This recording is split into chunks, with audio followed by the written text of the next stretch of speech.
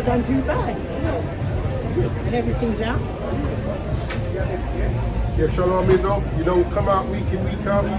As often as the Most High makes it possible for us to push this word, so He can use it to wake up the elect of His people. But before we start, I'm going to give all glory, honor, and praises to Yahweh, Ba'ashem, Yahushai, Wahab, Yeah, double honors to the elders and apostles in Israel who rule and teach all, and that's quite important. You know, because we finished up into the Akim and the highways and byways, and those pushing this word in truth, sincerity to the brothers and sisters in the truth. But we're saying to the elders and apostles in Israel who rule and teach all, because sometimes some ain't ruling well and sometimes some ain't teaching well. And teaching ain't always, you know, putting out the scriptures, breaking down. I would say another way of teaching is by our actions. You know what I'm saying? So yeah, how you walk. Like, we're meant to be a light to the world. Shalom, my brother, you're on the front of the car. I always say that, you know, we're meant to be a light to the world. And part of that light is how we conduct ourselves. So teaching isn't always about breaking down the scriptures. Our life itself is a way of teaching. Right. So the first teaching moment with human beings is observation. So children learn, before they can even talk, they learn from what they see. So the way that people teach primarily is by what they do, not what they say, what they do. And that's why the scripture says, be ye a doer of the word and not a hearer only.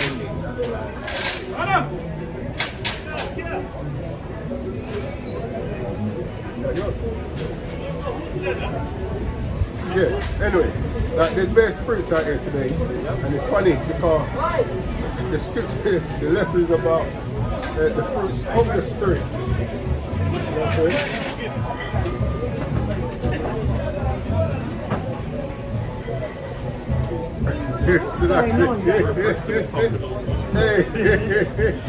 Anyway, so, you know, like, you know, I've seen of late brothers that's meant to be prominent in the community, that's meant to be elders, you know, high quote-unquote status in the community, like wishing death upon others. And I'll say to you brothers around me, like, if you ever see me going off, you know, just pray for me, don't be wishing death upon me, you know what I'm saying? And we always talk about the fruits of the spirit, but it's not always gone into. And we have to realize that when Paul was bringing out the fruits of the spirit, he wasn't just talking off the top of his head, he's bringing out stuff that's in the law and the prophets. And that's what I want to go into today. Shalom, Don Israel. And Lord willing, the lesson's edifying. So, grab Galatians 5 and read 16 to 18. Galatians chapter 5 verse 16. This I say then, walk in the spirit, and ye shall not fulfill the lust of the flesh. Yeah, so like I was saying, Paul weren't really speaking off the top of his head when he was saying these things. These are all things which we can find in the law on the prophets. And this is something which, you know, like, can be good at breaking down scriptures, good at explaining, good at precepts, so on and so forth. But I want to give credit to our believers of the way, because they're the one that actually inspired me to do this lesson. I posted a lesson they did on the channel, and one thing the brother then was saying, like, it can be all of these things, good at breaking down scriptures, etc. But applying the fruits of the spirit is going to help towards you getting into the kingdom. You know what I'm saying? So read that again, huh? And that's something which we have to try and work on. You know, work on in the sense of, if you feel you're lacking in certain areas of the spirit, then, you know, work on that area. If you think you're doing okay, then continue, you know, continue working in that section there. Shalom, your Rollins Judah. Shalom, Mahaba. Yeah. So I'll bring those out in a bit, yeah? Actually, I'll read it now. It says, and the servant of the Lord must not strive, but be gentle, which is part of the fruits of the Spirit, unto all men, apt to teach, patient, which is another part, meekness, again, like it says, in meekness instructing those that oppose themselves, if the Most High peradventure would give them repentance to the acknowledging of the truth. And that's the point. It's like, if you see brothers or sisters going off, pray for them instead of wishing death upon them. You know what I'm saying? Because the Lord says, love your neighbor as yourself.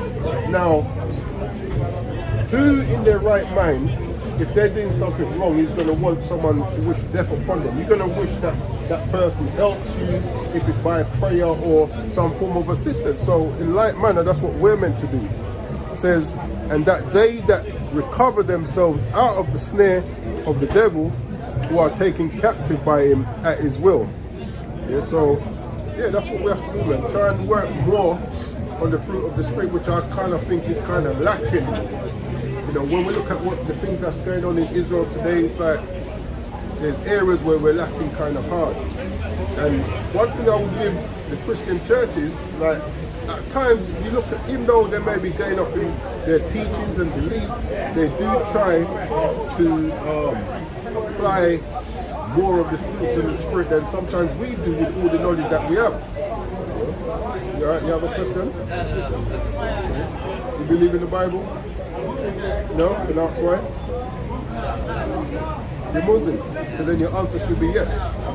You know that the Quran tells you to believe in the Torah, the Injil. Yeah, the Injil and the.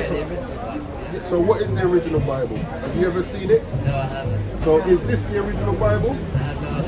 Now here's the problem with that statement. A lot of people say, like I hear a lot of Muslims say, oh yeah, the original Bible. But in order to say that's not, should we say, in order for me to say what you got ain't chicken, I've got to know what chicken is. In order for me to call out and say what he has is not chicken. But if I've never seen a chicken and he says he has chicken, who am I to say that's not chicken? Because I don't know what chicken looks like. Do you see what I'm saying? So here is the original Bible, which you should believe in as a Muslim. And it also tells you that in the Quran, that the Torah, which we find in this Bible, is given as guidance for the children of Israel. So us being children of Israel, we would need the Quran, because our book tells us that we don't need to mate it with any other book. But as a Muslim, you should believe in this. And just want to add, and here's the thing, because like you're supposed to believe in the Torah, which is the law, and the Injil, which is the gospel.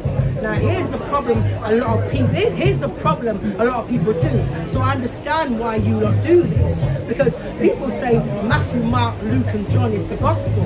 That's not the gospel. The gospel is what Christ reads in Isaiah 61. That's where the gospel is found. All the Matthew, Mark, Luke and John is just repeating what happened prior. That's all they're doing. So it's a misconception of Christians that you normally deal with why you have the stance you have. But if you talk to somebody that's learned, they'll show you that's the gospel is in Isaiah. The good news, that's what the gospel is. Christ came preaching the good news, for Israel's going to be delivered from their enemy. That's good news to the Israelites, who's been under every nation. To hear, that's good news to the Israelites that's been under or subjection to every nation, to hear that they're going to be delivered. That's what the gospel is. So don't get misconceived in how, because Christianity and Christians don't teach the Bible how it's supposed to be taught. So wait, what religion are you? None. Now it's a good thing you said that, because we don't. You got quite a No, but here it is. Right? Can somebody read Joshua 1 and 8? Let's watch this, yeah? Because it's a good question you ask, what religion are we? Now let's see if the Bible is a religious book. Let's see what the Bible says it is. It's not going to be from my mouth. I'm going to read the text. Joshua 1 and 8. Listen to this. This book of the law. What kind of book is this Bible? This book of the law shall not depart out of thy mouth, but thou shalt meditate therein day and night, that thou mayest observe to do all that is written therein. For then thou shalt make thy way prosperous, and then thou shalt have good success. Showing you the Bible is a book of laws, statutes and commandments, and it's the written records of the Israelites. What nations we came up against, when we did bad, what happened to us, when we do good, what will happen to us. It's a book of foresight, prophecies, and all that. Where are you from, your background? Oh, sorry, yeah, my parents are Pakistani. Pakistani. Yeah, So I've lived then, it my whole life. so then, in the Bible, you'll be known as Elam. Yeah. So every nation today, like they have a biblical identity. Our people don't know. What? Pakistan. Oh, I'll correct myself then. They were conquered by the Greeks. Alright, so you biblically you'll be the what, Persians, Media Persians. Yeah, so that's who you'll be biblically. You know, and what we're doing, we're teaching our people that according to the Bible, we are the Israelites, which is someone that the Quran speaks about. Yeah? The Quran tells you that Allah prefers the children of Israel over the worlds, does it not? Have you read the Quran? Yeah. So does it say that Allah prefers the Israelites over the worlds? I'm gonna have to say. What bits do you remember? I don't know. No, that's fair enough. I'm not some kind of like religious preacher. No, or that's anything. fair. I'm not here to challenge what you believe. not challenge. I'm just wondering what's going on, really. Well, what we're doing, we come to teach the truth of the Bible.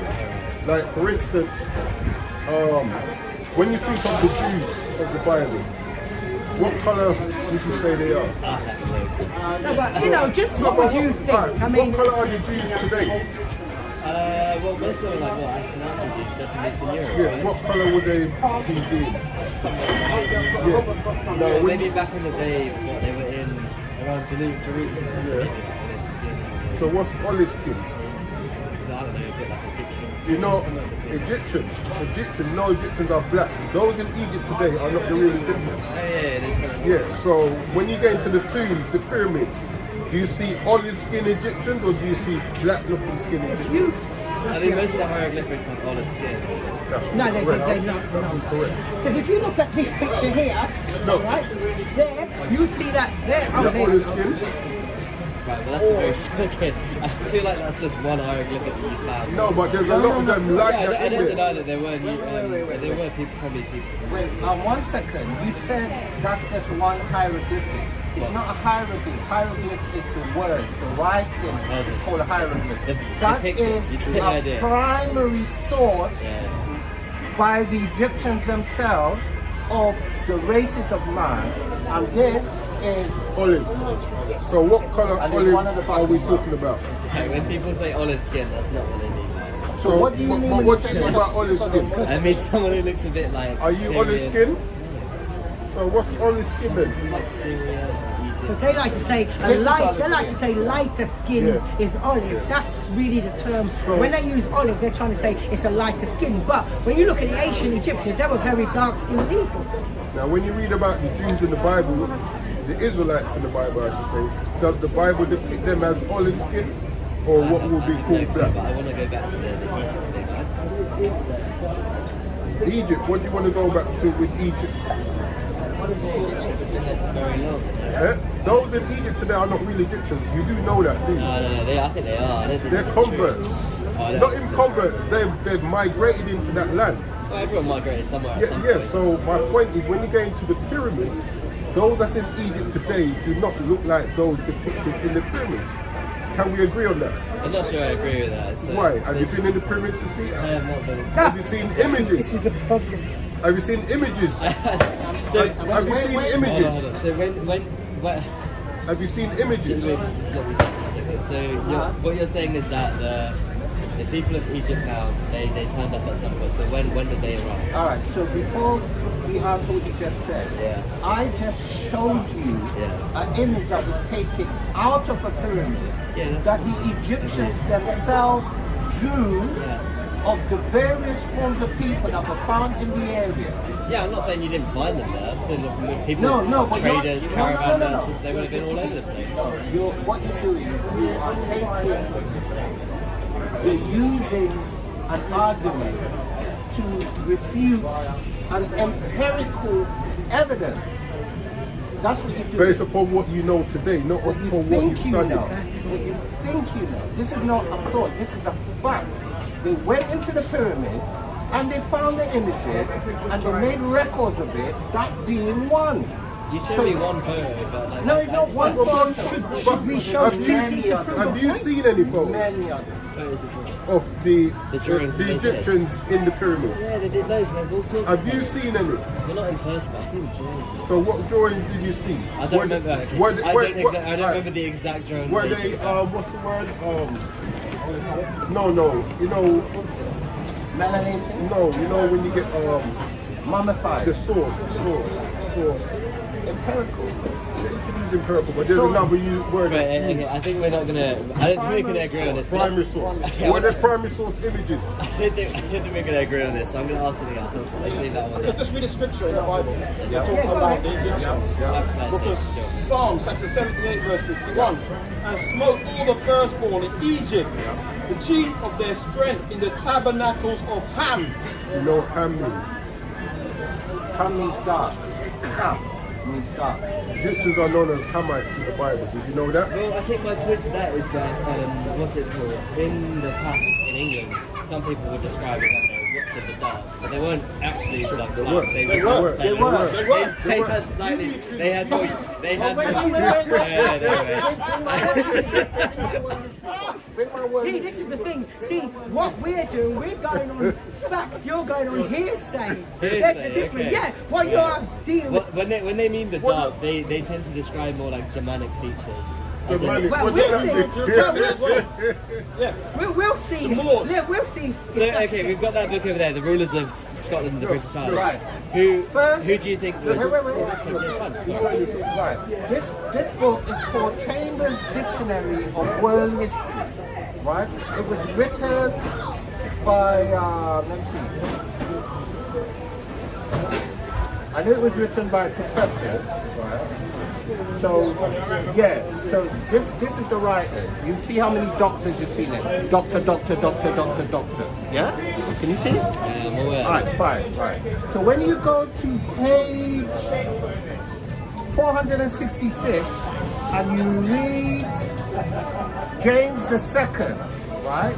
James II, 1430 to 1460, King of Scots, the son of James I of Scotland. He came to the throne at the age of 6. So now I'm going to get to the point.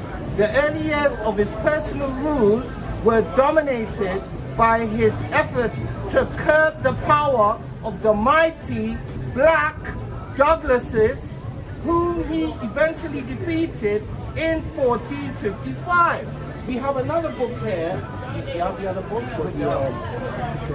You know the one that both of us have? Yeah. So who are the Oh, Black dear. Douglases? Israelites. Yeah.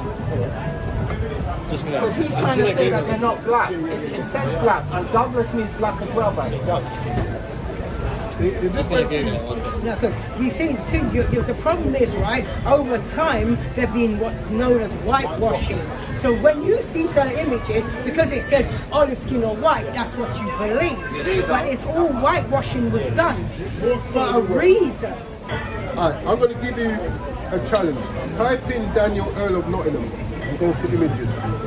Now this is the memoirs of the Secret Services of John Mackey Esquire. I'm not denying that there No, were never any during, black during people. the reigns of I think but it's- No, wait.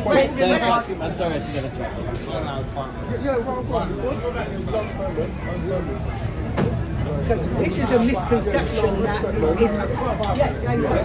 So it's Daniel, Earl of Nottingham. as in Daniel Finch. second. Yes. Now, when Europeans started to come into power, during the Renaissance period, they did what's known as whitewashing. Yeah. Now, go to images. What colours do you see of him? It's pretty white for me. Now, this guy here, all of these is his actual notes. They didn't retype them. They took photocopies of them, right? So, So page. if you go to the front Yeah, I mean- pages, you're going to see the notary public seal Yeah. that validates it as empirical evidence. So Daniel Earl of Nottingham, Secretary of State, yeah? So when we come to page 26, it says he has also the exterior air of business and application enough to make him very capable, and his habit and manners very formal, a tall, thin, very What's it say? again, this goes back to No, like- what does Oh, it say? it's a very- No. You have to say what it says. You can't just ignore that. People at the time No, were but you called, like, can't. Prince of the Dark, My friend, and they would have, like, Germanic You can't people. I just- ignore I what that can't just. ignore that You because- can't ignore that.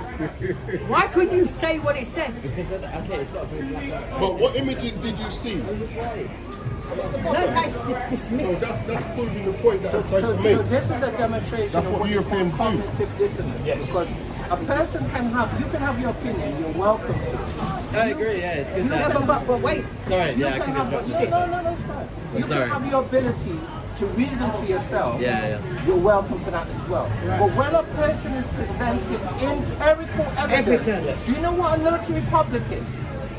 Have you never heard of it? Enlightened. A notary public, no. A notary public is somebody that's been given the official permission to make copies that are seen as exact as the original.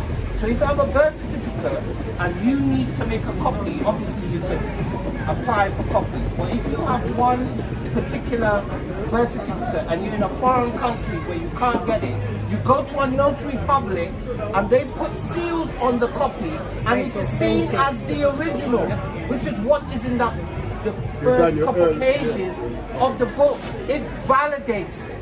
When somebody shows you an image of a primary source painted by the people themselves, that is called a primary source. Yeah, I know You that cannot refute it. Yeah. You cannot say, oh, maybe if. No. If somebody says, oh, they're olive skin, and you're presented an image of olives, and then you're saying, no. So what you're doing now, that's called cognitive dissonance. Your brain is not accepting Computer says no. primary evidence. So if you're in that state, we can't really have This is what's, Honest. let me, honest let me show you conversation. what's happening here. Jeremiah This 16 is Jeremiah and 16 and 19. 19. O Lord, my strength and my fortress and my refuge in the day of affliction. The Gentiles shall come unto thee from the ends of the earth, and shall say, surely our fathers have inherited lies, vanity, and things wherein there is no profit. And that's what you're realizing today. A lot of the stuff that you believe and you've been taught, you're finding out it's lies. Because we're not speaking off the top of our heads, we're giving you proof. But you keep saying, if, but, maybe. You can't do that against proof. No. The worst thing about what you're doing, because that, not in a bad sense. It's fine, it's so fine. don't misunderstand what I mean. It's But I fine. say I'm the not worst gonna thing. get No, good.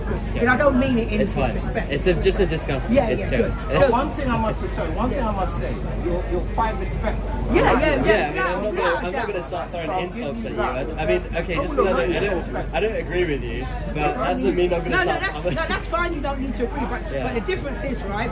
Now you have a stance, and no matter what the evidence that's coming out, you're holding to your stance. But here's the problem with your stance: your stance is not giving any evidence to what you believe. See, there's the difference: is we're showing you different sources. We're not telling you what we think. You're telling us what you think, and a standard you're holding to. We're bringing out primary evidence and sources. So we're not saying this. People who's done scholarly research and people who was there at the time also are saying these things. Which is also validating why we have these books. Exactly. But you're saying things, but you're not proving anything you're saying through any kind of like text or picture or anything. Well, in And his that's- defense, he wasn't prepared for this. No. discussion. Well, we know I'm that. Let me just say, in his defense, he wasn't prepared for this discussion, and he was just passing and he came. So he may not be in a position to defend his point, but that doesn't take away from the argument you're making, which is you're presenting or we're presenting him with evidence, and he's just disannulling it. You see, the thing is, right, when you're presenting with evidence that's overwhelming, what you should be saying is, oh, well, you know what, okay, that makes a point, I'll look into it. But that's not what you're doing. You're still refuting the evidence, but you've got nothing to refute it with. That's the problem. Do you see what I hope that makes sense? Yeah, I see like, what you're that's saying. the issue. Because, like me, if I'm going to say something, I'm going to source it. I'm not saying, because we all have different opinions, so we can all think what we like.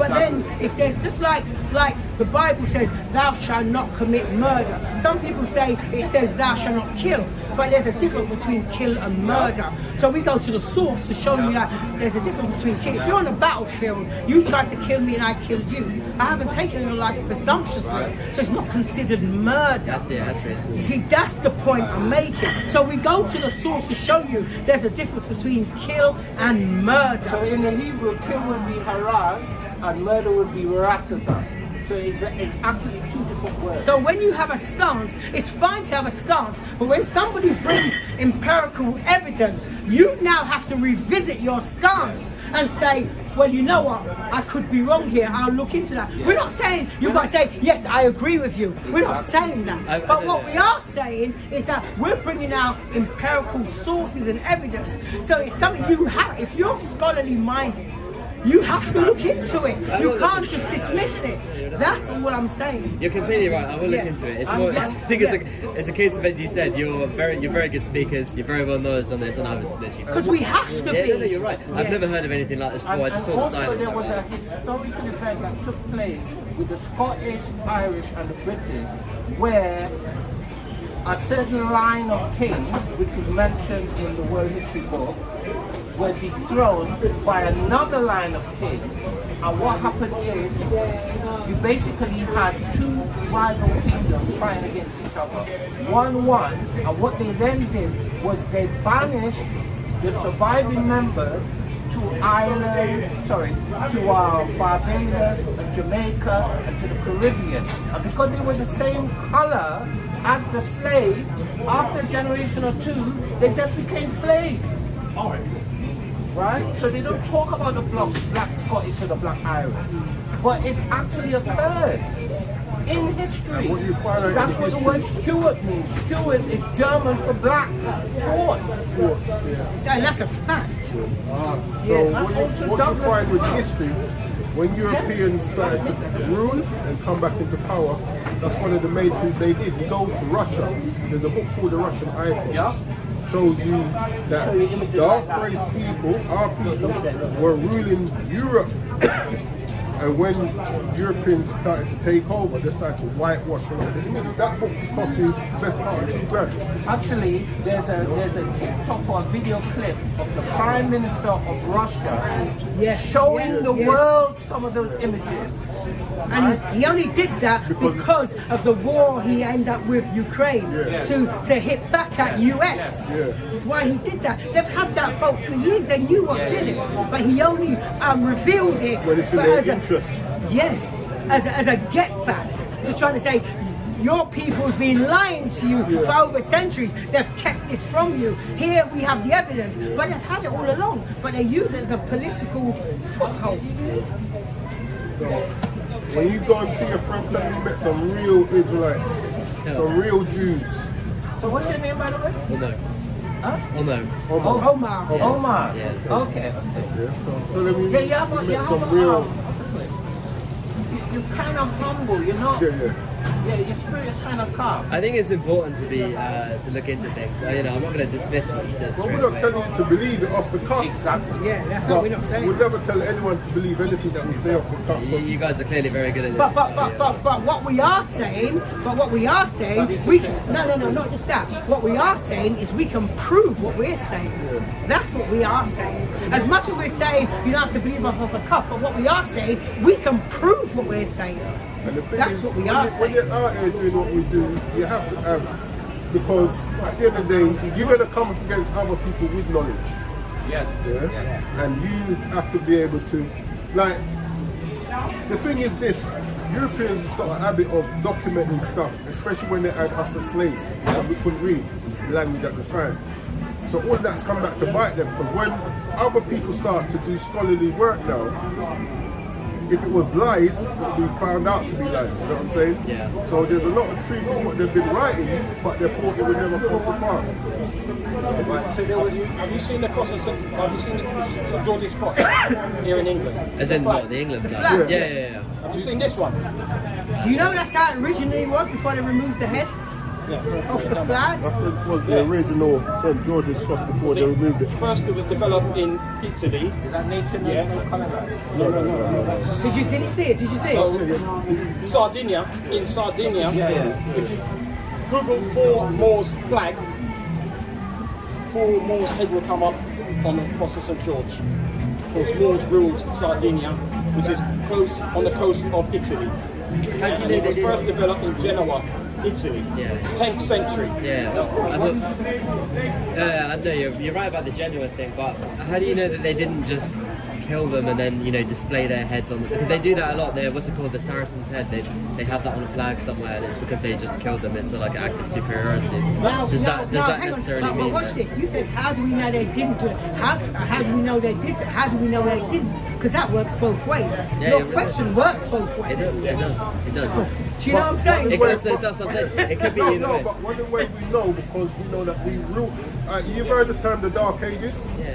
Now, I was taught in school that was more when you had the plague and rare. But the Dark Ages was when our people ruled Europe. That's what they didn't teach us. So you hear a lot about the Moors, the Black Moors, etc. Ruling places like England, Ireland, Scotland, Russia, all of these places here, we ruled. And then when we got conquered, Europeans started to whitewash as they started to take over. Right, so the gentleman asked a question, how do you know? Well, how you would have an idea, because we weren't there, so none of us know. But how you would have a good idea is if you can date the image. So if the image was made or was being used from 711 to 1492, when Elizabeth and them retook Granada, retook Spain in the hands of the Moors. So from 711 to 1492, it was colonized and owned by the Moors, which is an accumulation of Hebrews, predominantly Ishmaelites, Arabs, as a conglomeration. They were conglomerated called Moors. Right? They ruled Spain, they ruled Portugal, they ruled part of France from 711 to 1492. So if that image was around prior to 1492, just using your own logic and common sense, you could tell that it was an image that was being used by the Moors. If it was placed there after 1492, then your argument would make sense that they're commemorating chopping off the heads of the Moors. That would make sense. So using logic, applying logic, you can actually know. Because world history states people of our complexion aren't naturally black people, Negroes, are West Africans, sub-Saharan Africans. So they're trying to place us in a location. Other than that, there would be no way that we could have outside reached. of history. They even tried to make up we couldn't even reach the top half of Africa. Yeah. They're even lying that the Egyptians weren't black Hamitic people. Right? Remember, Italy is not too far away from the coast of Africa. Tunisia. Absolutely. Tunisia. Yeah? So obviously it wouldn't be very hard for those Moors in Africa to reach Europe through Italy or Tunisia, Or walking even the over Rock to of Italy. Gibraltar. If you look at Gibraltar and you look at North Africa, it's basically like that. Yeah, they're very good. I've been there. And, It's so, very and there's close. even another island called Corsica, which Yeah. is owned by the French, and that's got a Moor's head on it also on that flag. Even to this day. I see your point about the this what's it called, the Spanish conquest 711 to 1492. Fair enough, but you said that flag was from Genoa. The first 10th century it was Yeah. developed there, and Corsica, the other island are called Sardinia, are on the coast of Italy. Yeah. So it was influenced. Right. And those Moors obviously adopted it from that time onwards. That's melanated baptism. Ultimately, most of the Moors are Israelites. Because Deuteronomy 28:6 said we would worship other gods, even wood and stone. So some of our people got into the Islam belief system, even to the day it's the same.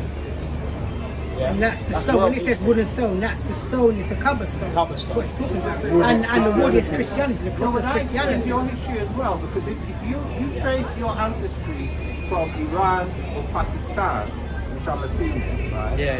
They were conquered by the Greeks, but they were also conquered by the Arabs. That's why you're Muslim. Because prior to that, you were not Muslim. Oh yeah, I know that. Right, but it's the same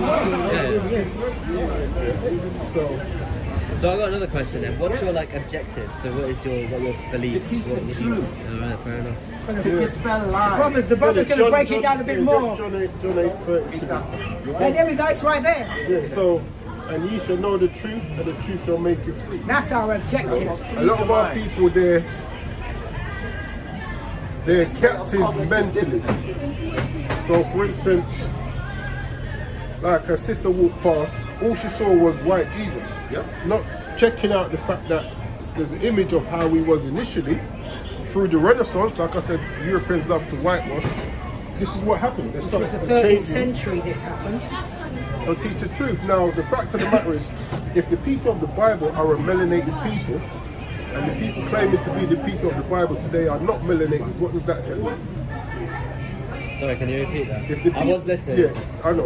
If the people of the Bible are a melanated people, Yeah. and the people claiming to be the people of the Bible today are not melanated, what does that tell you? So yeah, if we agree with your perspective and they were black and then they weren't, it means that they got replaced. Is That's that it? right. But that assumes that they were black in the first. No, but that's what we the- can prove. that's the thing we But hear. here's the problem as well. Remember the president of Egypt? Wasn't Which there one? something Nasser? Nasser. Gamal Abdel Nasser. Yes. Do you know he said that there will be never peace in the Middle East because the Jews left black and came back white? Do you know he said that? I did not know that. Hey, check it out. So he even knew that the correct Hitler people knew are that. Even Hitler melanated. knew. Yeah, What Even you know, Hitler. Hitler was a Jew. He was a Jew. Yeah, his name was changed. Yeah, I know his name was He changed. was Jewish, His I name should was, Yeah, he was his Jewish. name was Jewish. Adolf Schicklgruber or something like that. Yeah, to he was- begin with. I've got his book, and you know in his book, the one that says the Nazis, I've got the book that's called The Nazis, and it's all got pictures and document everything he said. Do you know in the book it says there's a picture of the so-called white Jews today, and you know he's got written in German, bastard, under it, and then there's a guy melanated and it says real Jew. If I had the book, if I had to bring the book, I could have showed you. But I've got enough That's books in my one bag. of the biggest deceptions It's a big- that's yeah. going around. Who God's chosen people are today. So that's one of the things we come. He knew. Look, these people there, they're Hamites. No, they're probably Ishmaelites. God's chosen. I was going to say they look more like Yemeni. Yeah, that's what I'm saying. They're not. So, you know, and that's what our people don't know. They think they're black. My jacket's black. They think they're West We all are African. one. We all come from nature. See? Our people are destroyed. We We're all number came one. from Because nature. we're all one. We're number Some one. people doesn't believe in that. It's like the fruits on it. See some yellow, some brown, some green. That's how man is made. But that doesn't make them all one then, does it? If they're different. We making different colors. Just like the fruits on the tree. Jesus Christ. See? All right. We all came from nature. See? So we come to teach our people. Because then, get me hold on, Hosea 4:6. Our people are in a sad And that state because conception, they that don't know who misconception. they are, and not knowing who they are, you know, stops them from doing what they should be doing. Keeps them in the position that they're in. And part of that is all this whitewashing. Now you think that the real Egyptians are those people over there. People think those over there are the real Jews. They're not. Listen to this. This is Hosea 4:6. Hosea chapter 4 verse 6. My people. My people, we're not talking about everyone. It says my people, there's a specific group of people. That's what? My people are destroyed for lack of knowledge. And that's why our people are in the state that we are. They lack knowledge and they got mental slavery. So we come out to teach them the truth, to break those bonds. But you're going to find out that most of our people enjoy being black. You know, we try and tell them, look, you're God's chosen, you're Israelites. They prefer to be called black.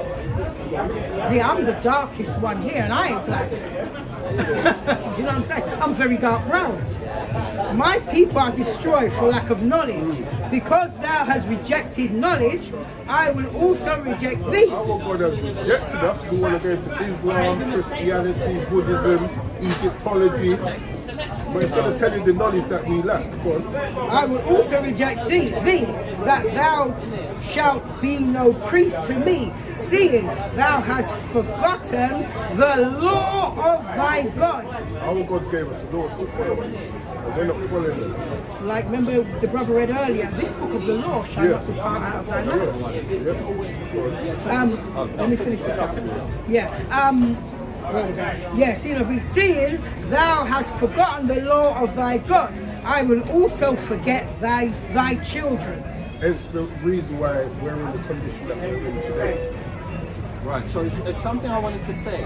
It's holding the thought, right? So basically, do you know your people's history? Or do you have a vague... Got a rough idea. So I think it was 1500s they came into Pakistan. Before that they were Who came in? what's it called, like the Turkic conquerors, that kind of Yes. they kind of swept down at some point. Yeah. Babur, Timur, those kind of people. Prior to that. Prior to that, I got no clue. So you don't know about Alexander the Great? Oh yeah, I know about Alexander the Great. Yeah. Right, so when did he come and invade northern India or Pakistan? Probably like 300 BC. Yeah. Right, so he came, he conquered, right? What about Genghis Khan? Did Genghis Khan reach there as well? I'm sure actually, I think he did. Right. There's a bit of northern India called the Kush Valley Civilization. I've been there, yeah. Right, so what that's showing you is that your people has a vast history which you're aware of. You may not know it fully, but you're aware of it, right? You know the history, you know who you are. Yeah, Right? There's a group of people walking around, which my act was pointing out, that have been stripped of that knowledge. So if you strip any sort of animal or any sort of species of human being from the knowledge of self, they become like a headless chicken, right? This is our purpose. We've come here with all the empirical evidence that we can walk with, as well as the Bible, which really is the source of who we are. Main source. And what we've done, we've studied to show ourselves approved, and with the help of the Spirit and also our elders and our teachers, to come here to give people the correct information and to dispel lies. Right? That's why it's very important to source up. This is why we walk with these books, because we source up. It's not what I think or what the act is. So what I would say to you, you've got good spirit, what I would say to you now is that you need to start looking at things from a more, and less of a what I think and what I believe, and more what can I prove or where can I get documentation to validate what I'm being told, because we're being lied to. All of us are being lied to. That includes you too. Yeah, so And like, if we go back to the original, like you said that you believe in the Quran now, and you said about the Bible was such and such. So here's the problem, right? With like what you said also. Now, when you look at the Quran, right? Now, you'd be a convert because you're not from Saudi Arabia, so you would have never read the actual what do you call their language? The original Aramaic. So you have to rely on Arabic. you have to Arabic. That's it. So you have to rely, like we do, on a translation. But our translations are unchanged, and we But you we know can't that. prove that. But we do know that. No, but you can't prove it's never that. changed. No. We have unchanged translations. It has I been. don't know. Do you want some history on the Quran? Give him, Let's- please. let's hear Watch what- this. I'd Watch like this. to. It actually has been. Yeah, see, and this is why I went back down that road, because you tried to say about the Bible, but the problem is you have to rely on a translation, same like we do, because we've lost our heritage. We know that our people spoke Hebrew, we can't speak Hebrew, so we have to rely on the English translation. Mecca, Saudi Arabia, their Aramaic is very close to the Hebrew. You know what I mean? Yeah, that's right, we get the idea. They're close to the Hebrew, the ancient Hebrew. But what you're reading today ain't close to the ancient Hebrew, And showing also the- it's a translation also. And also the marks that they That's have. what you miss. You know those dots they have? They Yeah. have that. Yeah, they were added later on to make it easier to people to Ah, read. you But see? that doesn't change the But it the does. word. It makes it easier to read. No, but you were told it makes easier to read. Yeah, because the but when vowels when you add vowels to a word, it changes the meaning. The vowels are already there. They just weren't written down. These are two different things. No, they wasn't already there. Well- Just like in the Hebrew, like if you look at the like the Tanakh here, this is now this one here now is modern Hebrew, right? But this is being copied from the Asian. There's no vowels in the Asian, but there's vowels here in the modern, which is what the so-called Jews in Israel use today. This is the text they use today. So where's your one? I don't think you heard a word I Right. said. This is quite long. So Maybe I'm missing something here, but you, this is quite long. So maybe I might be missing something. But This is you also- showed me the modern version. Where's the old one? this is all something you can look up as well. Oh, what you're saying is in you've lost the. No. Caliph Uthman, so it says, Let me show you the old one. Yeah, which was I show you third the one. caliph ruling from 644 until his assassination in 656. Yeah. Uthman, the second cousin, son-in-law, a notable companion of the Islamic prophet Muhammad, played a major role in early Islamic history. During his reign as caliph, he was known for ordering the official compilation of the standardized version of the Quran that is still being used today. Caliphate. In about AD 6050, Uthman began noticing slight differences in recitations of the Quran as Islam expanded beyond the Arabian Peninsula into Persia, the Levant and North Africa. In order to preserve the sanctity of the text, he ordered a committee headed by Zayd ibn Thabit to use Caliph Zayd ibn Abu Thabit. Bakr's copy, and prepare a standardized version of the Quran. Thus, within 20 years of Muhammad's death, the Quran was committed to written form. That text became the model from which copies were made. There's a bit of one, hold on. Why you find that? I mean, you know what Zayd bin Thabit and Caliph Uthman did after Muhammad's death. Yeah, that's what I'm trying to find, that part there where You they know what- gathered all the... Yep. You know what he did there? You know what they did? Not really. Okay. well, Yeah, I need No, to just brush tell up him, my I'm trying to Islamic find it. I'm trying to find it. No, I'd rather you read it. I could tell him because I know it, but I want you to read. While he's reading that, now this is the paleo from what I showed you there. There's no vowels. So how do you pronounce it? He's the man. You better ask him. Show my It's got now. it in English. But if you're saying there's no vowels at all. No, not in What not vowel? not in the paleo. There's no vowels at all. No. But it was added. Cannulation points were added in the 10th century under the Masoretic text. That's how you get the Yiddish, as they call it. That's how you get that. I thought Yiddish was like a Germanish language. But that's exactly that's what they speak. That's what the Hebrew is. Like the modern, because it's block. It's called block It was script. right at the top. So it says, who wrote the Quran? The Prophet Muhammad disseminated the Quran in a piecemeal and gradual manner from AD 610 to 632, There you go. the year in which he passed away. That's when he passed away. The Muhammad. evidence indicates that he recited the text and scribes wrote down what they heard. What Caliph Uthman did, There we go. he destroyed all the forms of the Quran which disagreed with the one that he chose They had through them- So Zayd that's actually Thabit. proving that you had forms that were in disagreement. You had varied script. Yeah, I don't disagree that people at the time they would have preached their own thing. But Yeah, if you so said the that same was never it was changed. with No, not preach. Written. yeah, that's what, yeah. Varied. Yeah, How do we know people that do- the ones that were destroyed weren't the proper ones? Because you said that it was Abu Bakr's. No. Yeah, but why did they keep those so that people can Because it was the decipher first. No, for but themselves? here it is. No, the question he posed now, the one you're reading today, how do you know it's the one that Muhammad This is recited? the closest to the source. But how do you know Because this? the others were Because Because destroyed. the others were destroyed. So what? What have you got to back up to see what was closest to the Well, I the think my source? simple point is that you've got Abu Bakr's one, which is No, you closest see, to you're the source. trying to No, I'm you're not trying to sure bring it about off the hook. this. I'm not sure about this. But do you see the dilemma it causes? Now, like, joking apart, that's the dilemma it causes. Like when you walk around saying, oh, the Bible's been changed, but the Quran hasn't. But you can't prove it hasn't, because Uthman and Khalif Uthman and Zayd bin Thabit, because Zayd bin Thabit, he was the scribe to Muhammad.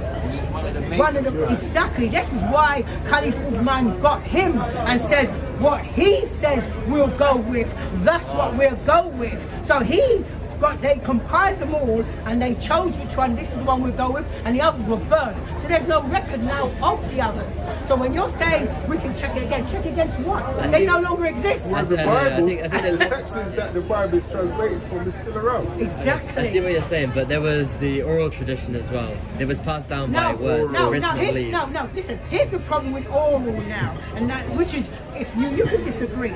Have you ever told a story, like something happened, and you've told a story twice?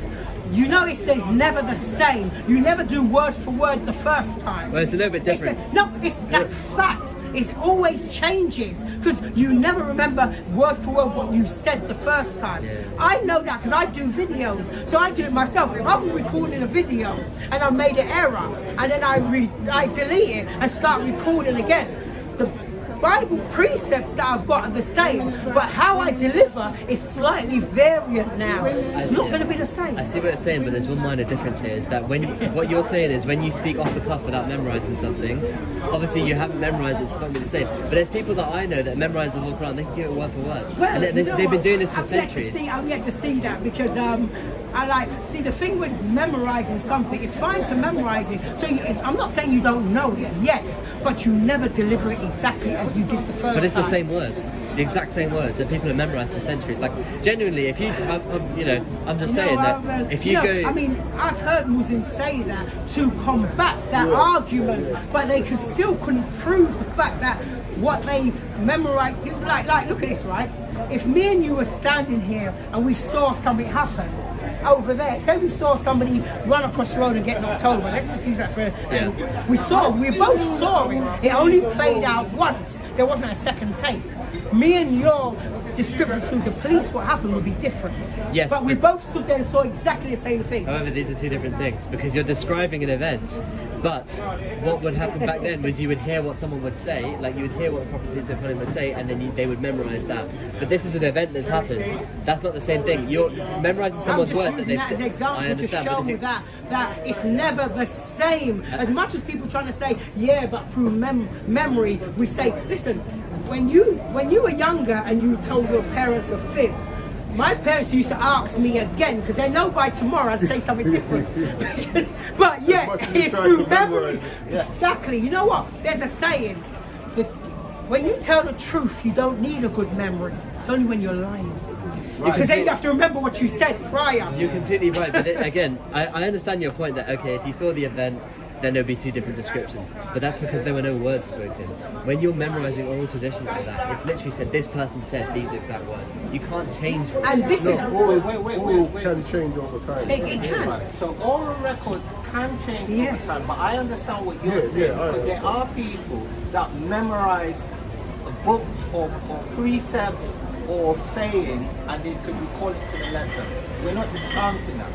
What happened, what you're not factoring in, is that when Islam was created, they took the show on the road, and the young men was going out and they were spreading Islam. Through the sword, they were fighting people. What happened was, some of the people, some of the young men that had the oral memory were being killed. That's what led to Uthman being called, and the people that had whatever scriptures they had being called to put it on paper, because they were losing them people that memorized it and that recited it's a lot. You can look it up online. It's very long. Very long. Yeah, I don't know why they wrote it. You need to read it though, because it's your history. I don't know why they write it down, but what I'm saying is that when you have so many people of the same oral tradition, and if someone... now it's the same, because they well. burned all the others but disagreed. It says it. Wait a minute. When you're saying so many people, what are you talking about? When I'm using, is your prophet, right? When your prophet Muhammad was given the revelation, right? The people rejected him. He had to go to Ethiopia. He had to go other places because the people rejected him. So what are you talking about? So many people? What are you talking about? Well, he had a lot of followers at the time. No, not at the time. Yeah, eventually. It took a Yeah, eventually. while. Yeah, I completely agree. It took a while. I completely agree. But by the time they were writing everything down, there were plenty They of people. started to fight other nations. They fought the Jews, they fought surrounding nations. So while they're fighting, obviously people are getting killed. Not Yeah. so? All right then. So we're talking about so many people. That's only the now. that's only the men getting killed. What about Yeah, it's what about, the men. what about the girls? So you said they didn't remember People that anything. had the oral memory. Right. Was it women? I think both of them did. Some, That there was- was it was mostly definitely men. some women there. It There even was- says in the documentation how much men they were getting. They were frightened that they're going to lose it. So this is why they had to now have it written down. yeah, Because these okay. men were So a getting lot of killed. men would have died, but not No, all of them. men- There would have been plenty no, of we didn't say- them. no, we didn't say all. Yeah, no, I completely agree. But there would have been enough left that they had a some kind of basis. But the point, Receiving. the point is they gathered what they had together, and those that disagreed, it says it, those that disagreed, they burned and said, well, this is what we're going to roll with. So today now you're rolling with this saying, well, it's never changed.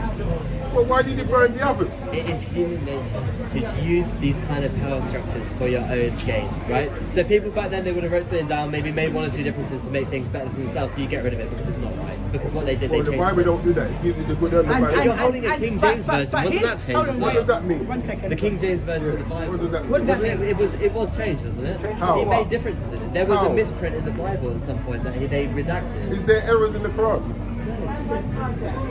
Watch sure this. you wanna You go see? there? You see? You see? You sure you wanna You go see? there? But this is what they do all the time. They quick to say, yeah, they Sure quick you to, wanna? they Let's- run to let's the go. Bible No, to try to say no. that the Quran is authentic. But So here's watch the this. problem. Hold on, before you go there, let me use a Okay. scholar. Well, watch Muslim this. scholar. Watch this. Well, I can predict what's. Wait, I'll wait. let you go in a second. I can predict what's going to happen. You're going to read out a bunch of stuff. I'm not an Islamic scholar, so I'm not going to be able to answer any of it, and then we're all going to have a laugh. No, we're not going to have that. I will not be able to say But anything. just hear this. Oh, fine, Because you I need can't to hear respond to it. this. No, but you can But research you it can look yourself. into it. That's the whole point And of this is the it. thing. This is what Muslims are trained to say.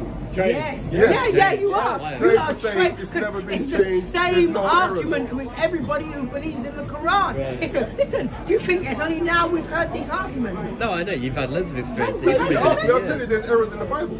You just won't find errors in the laws or in the words of God. Exactly. When it comes to our historical accounts, you can find errors because God never need to tell me that, well, me had a son, and this son had a son, who had a son, who had a son. That's historical evidence. Yeah. The people were writing these things But down. in the laws of God, you won't find no errors. In the prophecies, Prophecies, you won't find no errors. So this is Mustafa, Muhammad Mustafa Azmi. We must nevertheless take into consideration that there are over 250,000 manuscripts of the Quran. How many? 250,000 manuscripts of the Quran scattered all over the globe. When comparing them, it's always possible to find copying mistakes here and there. Same There is an like- example of human fallibility and has been recognized as such by authors who have written extensively on the subject. Unintentional errors. Such occurrences cannot be used to prove any corruption within the Quran. So you can't say, oh, because we've got some historical errors in the Bible Makes it unauthentic. and corrupt. And here's the thing now, and this is what And that's sets, just a little bit of what he says. There's a big long list. You know, ain't getting away that easy yes, with that. and listen, but watch this, right? This is what separates the Bible now from the Quran. The Quran, right? Remember, Muhammad was in a cave alone, and he said he got this revelation. No witnesses. In here, they've got so many witnesses. You got Nahum, you got Baruch, you got Jeremiah, you got Isaiah. You know, the list goes on. All these different witnesses, but with Quran, it's under Muhammad. So what I see- Muhammad's the one saying this. No one can refute. Muhammad's saying this. No one can refute it. But when you go in here, Jeremiah, Isaiah, they're saying the same thing. And the funny thing with a lot of them, they're born in different time periods, and they're still saying the same thing. That's when it comes to prophecy. Check that out. Prophecy don't fail because that's coming from the Most High. You're not going to find no errors in here when it comes to Thank you. prophecy. No errors in here when it comes to the laws of. Let me quickly show you something. Get me First Corinthians, Chronicles, First Chronicles 4. Or 2. First Chronicles 2, start at verse 3. First Chronicles chapter 2, starting at verse 3. The sons of Judah, They're going to give you lineage. Go on. Er and Oman, Go on. Just say it. Onan and Shelah. I should got someone else to read And this. it goes down, just give you. They're all Judites. You know what I'm The thing saying? is, you don't need God to tell us this. We can document this ourselves and we can end up having errors. But when you get into the prophecies, you read the laws, you won't find no error. Do you know, even like what the brother said, I've been copying a letter and then I've realised I've made an error. It's only when I've read it over, I've realised I've made an error. So men are But like he said, those errors happen. don't disregard or make it any less authentic. Exactly. So there are errors, and I can read you some of the errors that's actually in the Quran. What you said is a fair and reasonable point. Apparently, I can do that. But, okay, no, talk about something else now. I like this No, one. you know what? I don't do that. You guys know what you're talking about. I do not. No, we're not saying that. And listen, we're not. We're not here to rubbish people. We're not trying to go like we're a I am and we know all. We just answer questions according to scriptures. You ask something, if we have the knowledge, we'll answer. Yeah, it's if we fine. don't know, we'll say you know what we don't know. Yeah, you guys are on it. I shouldn't do that. I don't have your level of knowledge, but I want to ask one more thing, really. So your symbols that you're all wearing different things. So what do they mean? So you've got the, I don't know if it's the original one, but it's the it's Fleur de Lis. I know it's from France, but what do you think is the original? Right, What's so your you know French, right? Yeah, well, I don't know French, but Fleur, what is fleur? flower. And what does lille mean? Lily, is it like white? Lily. Lily, yeah. Right? Yeah. So the fleur de lille or the lily flower is our power, the God that we worship. It's his favorite flower. So it's his choice of flowers. So it just represents, it's something he loves, so it kind of represents. Oh, you're saying that the French stole it then? And they kind of just, or did they just randomly find it? Remember, we told you, we ruled Europe. This is what people validate. like. When you think of Europe and rulers, you never think black because they keep that history hidden. And we ruled before the Europeans. So now, going back to Daniel Earl Finch of Nottingham, which is why you'll only find white images. You go online, you only find white images of Christ. But the Bible describes him and his people's totally dark.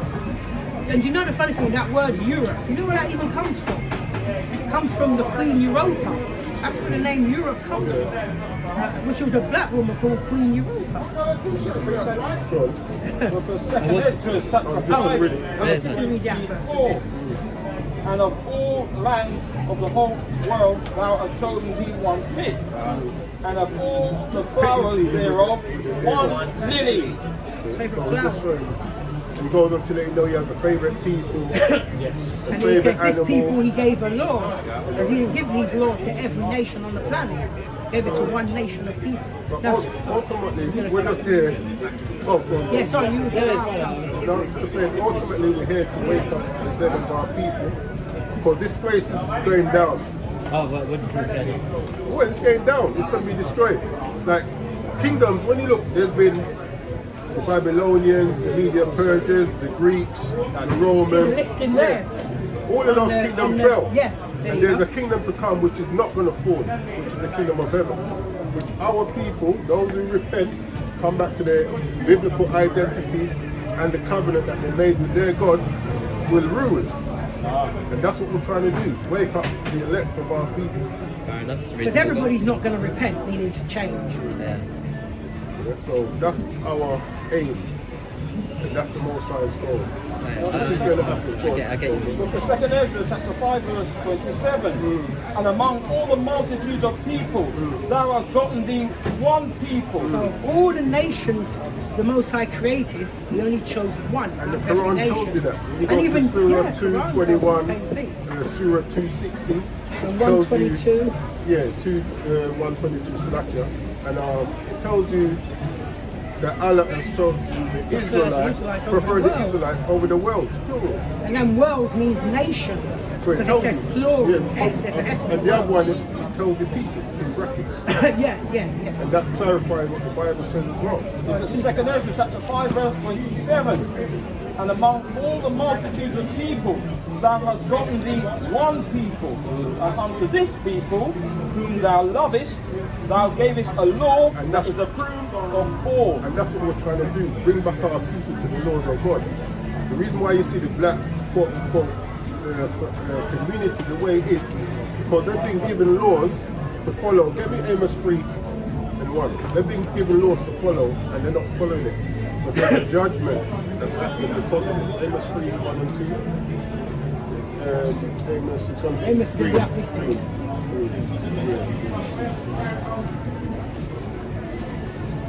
Like in the Quran, it tells you the Torah was given as guidance for the children of Israel. So And- that's what we're trying to bring our people back to, their guidance. And even in the Quran, it tells you that the children of Israel have their book. Yeah. So when they're trying to say, if we don't have it, in the Quran says we have it. At least at the time of Muhammad anyway. Yeah, back in the day. And we still have it now. Exactly. That's the Amos point. chapter 3 verse Because 1. we've not destroyed our manuscripts that the Bible is, that the modern English Bible is translated from. But these are translations, not really in English. We still have the records. But, Amos chapter 3 verse 1. Hear this word Lord has a joke when that he's the ready. Lord has spoken against you, O children of Israel. So who's he speaking to? Children of Israel. O children of Israel. Against the whole family, The whole nation. which I brought up from the land of Egypt, saying, Because remember there were slaves in Egypt. you only have I known of all the families of the earth. Therefore I will punish you for all your iniquities. Because he gave us laws which we're not keeping, so we'll be punished for breaking them. So that's what we're out to do, trying to wake up our people to who they are. They're not the colour of the prayer book, they're not the colour of my jacket. The Bible calls you Israelites, and you actually have a requirement, which is to keep them said laws. Alright? And if you see any of our people, just tell them, you don't need to come back to your God before it's too late. Well, I'm yet to see him push that message. Yeah? Alright. Yeah, thanks for listening, man. Yeah, no worries. What does that tree mean? Oh, this was a dear brother made this handmade. That's just like the tree of life, and it's got 12 fruits on it, just like it talks about in Revelation 21, isn't Yeah, it? 21. 21 or Oh, 22? 22, I think. Yeah, 22. Yeah, I watched this. 12 man of Yeah, fruits. I'll get it. yeah. So watch this, listen to this. Whoever brings it out, as long as it comes out. Is it 21 or 22? I thought it was 22. Oh yeah, no, he's right, it's 22. I think he was 21 for whatever. And he showed me a pure river of water of Oh, life, here we go. clear as crystal, proceeding out of the throne of the Most High and of the Lamb. In the midst of the street of it, and on either side of the river, was there the tree of life, Tree of life, which bare 12 manner of fruits, 12 fruits. And If you yielded see on her there, fruit. there's 12 fruits on the tree. and yielded her fruit every month. And the leaves of the tree were for the healing of the nation. The nation. In the law, statutes, and commandments. Come out to teach the people who they are and to come back to serve the living God. Yeah. I saw someone wearing a Lion of Judah. Is that like a Haile Selassie thing? No, they try to attribute to it. Who did you see wearing it? And Rastaman or I think it was someone here. I don't actually remember. someone here? Yeah, the I've Lion got a of Judah. lion. Well, you never see anybody here with a line of Judah. Not Selassie, no. What was it? Oh, maybe. Is it this one? Yeah, I think so. Yeah. I just heard that been associated with Haile Selassie. Is he something to do It's, with it? it's not to do with him, it's been associated with him. Yeah. When you read about in the Bible, Christ being from the tribe of Judah, you know, so that's where that kind of stems from. Fair enough. Right? But Haile Selassie is a Hamite. He's not even an Israelite.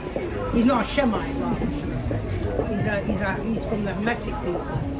Oh, so it's Ham, not Yeah, so he can't claim Judah because Judah is from Shem. That's like me saying, yeah, I'm a Pakistani. Right? So I'm not saying that I couldn't be, right? Or you may not say that I couldn't be, but I'm not. So that would be a false claim. Yeah. So there's people that make claims Yeah, so there's people that associate themselves with Alexander the Great because he was a powerful warrior. There's people that associate themselves with Julius Caesar because he was a famous emperor. There's people that do that. But what we try to do, as we've been saying all the time, we try to push the truth and we try to research it and say things as accurately as possible. So as accurately as possible, there's no link between Haile Selassie and the kings of Judah. There's no link. There's an assertion where it cannot be proven. You get the precept? Yep. In Revelation chapter 5 verse 5. One of the elders saith unto me, weep not, behold, the Lion of the tribe of Judah, That's where they get that. the root of David, hath See that prevailed root to of open the David? book and to loose the seven seals thereof. That's where they get that. Christ. For us to do read the Bible. So you know him as It's the Isa. wrong way round. Isn't that supposed to be the front part? I don't know. It's Well, it is, like, yeah. See, this part is it's the better grip. that way. It's supposed to be on the front. So that hand should be on that one. That one should be on that one. oh, no, I'm not really doing it. I just want to keep it warm. You know what I mean? Alright, so that's Yeah. the history lesson for today. No, it's good. It's good meeting you guys. We have many disagreements, but I think you're You know right. what? I That's think fine. I think you're right that I can say that history has been changed in some ways. Yeah, in some ways I can agree with that. But yeah, I will definitely look into it more. You're definitely right. But it's been very good meeting you. There's a saying called in history, a collection of lies agreed upon. Yeah. Right. So what I would like you to do, what I'd like you to do to help you is to take the name of our channel, right? Or you could even get it on YouTube. I'll just take a photo. And, Right. Yeah. And then what you could do later on, you could look over the video, Yeah. and then the things that we're saying, you you can have a record of it, and you can check it out for yourself, so that you could prove to yourself that what we're saying is correct or incorrect. That's Rather our than just channel name. opinion. yeah. And then we got the other one. Alright? Alright, Shalom, Judah Akia, Sister Rebecca Alfred, and Sister Nola. Shalom, Sister Nola. And yep, you're all as Judah, Shalom. Well, it's been very good talking to you. Alright? Likewise, man. I just don't want to be on the camera. Oh, I know. That's good. We're up to you. Are you wanted? Well, he will. No. He will be. No. He will be after this lesson. Because you're looking for him. I'm not shouting around. They'll be looking for him. Alright, let's go back. Let's go Galatians. Yeah. 5:16. Yeah, so let's go back to what we're meant to be dealing with.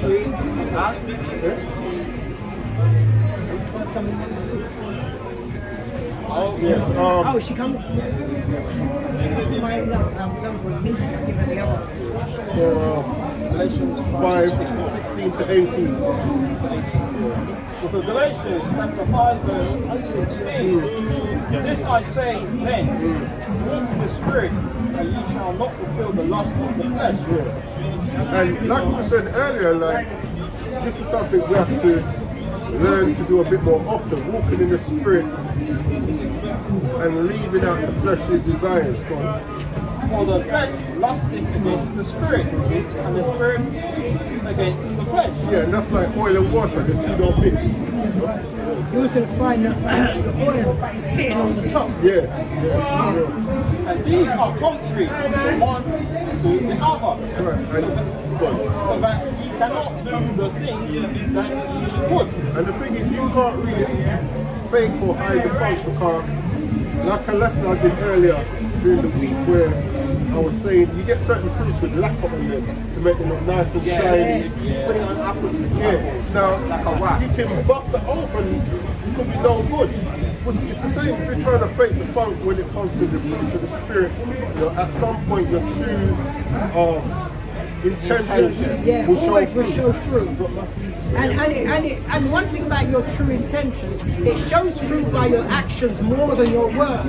Because mouth can say anything, but your actions show exactly who you are. That's why I say, That's why it's called the fruits of the Spirit. your words, you know when Yahweh said about the Pharisees, about them clean the outside of the Yes.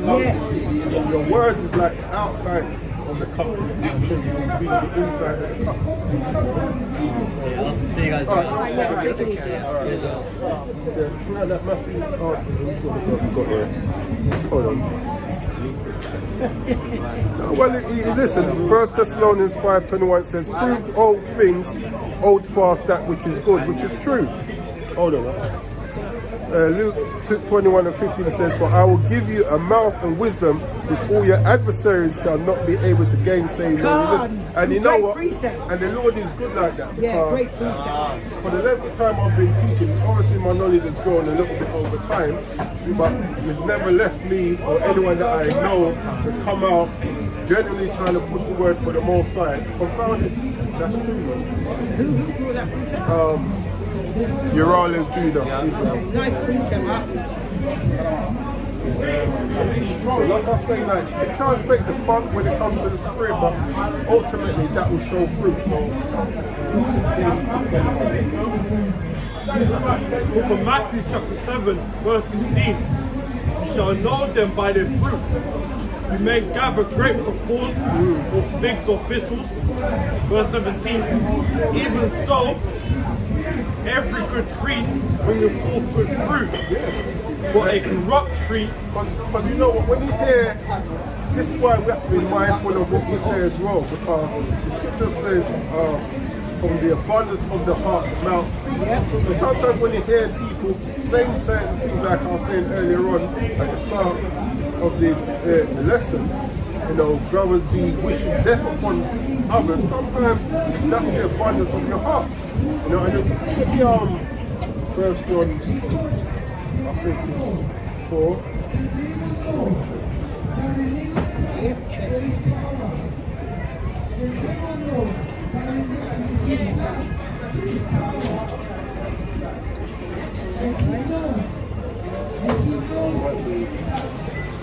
First John 3.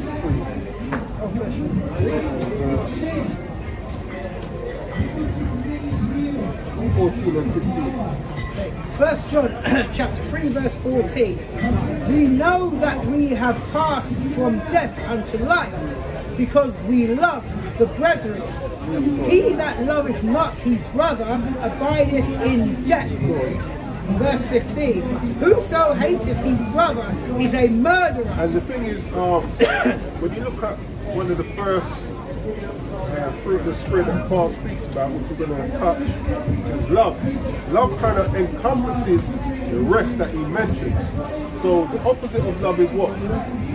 Hate. And hate encompasses all the bad things that are associated with that. You know what I'm saying? So read verse 15 again. 1 John 3:15. Whosoever hateth his brother is a murderer, and ye know that no murderer has eternal life abiding in him. And when it says a murder, meaning what? If you have that kind of a hate that you're wishing death upon someone, it means if you had the opportunity, you would probably kill them yourself. Or if you had the opportunity to save them from some form of death or injury or hurt or harm, you're not going to do it. And so, go back to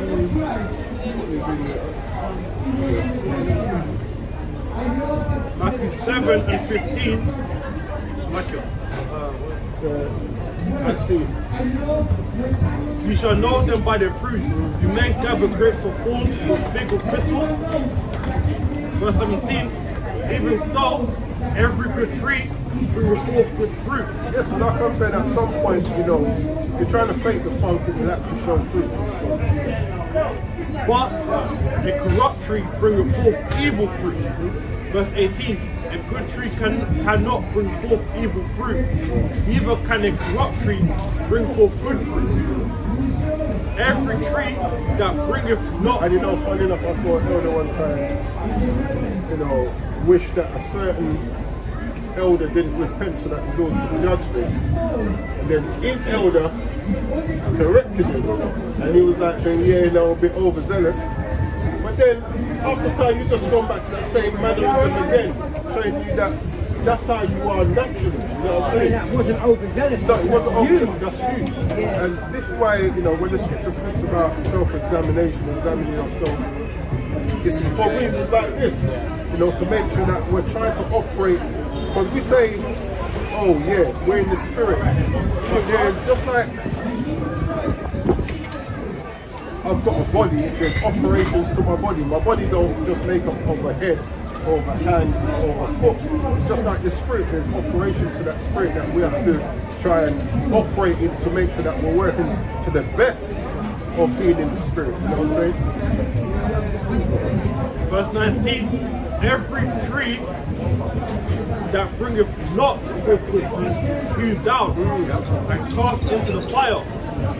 Wherefore by their fruit you shall know them. Verse 21, not everyone that saith unto me, other one.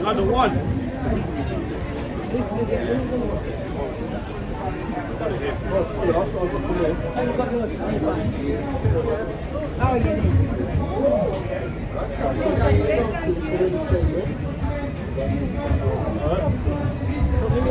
Yeah, don't lose Don't lose them.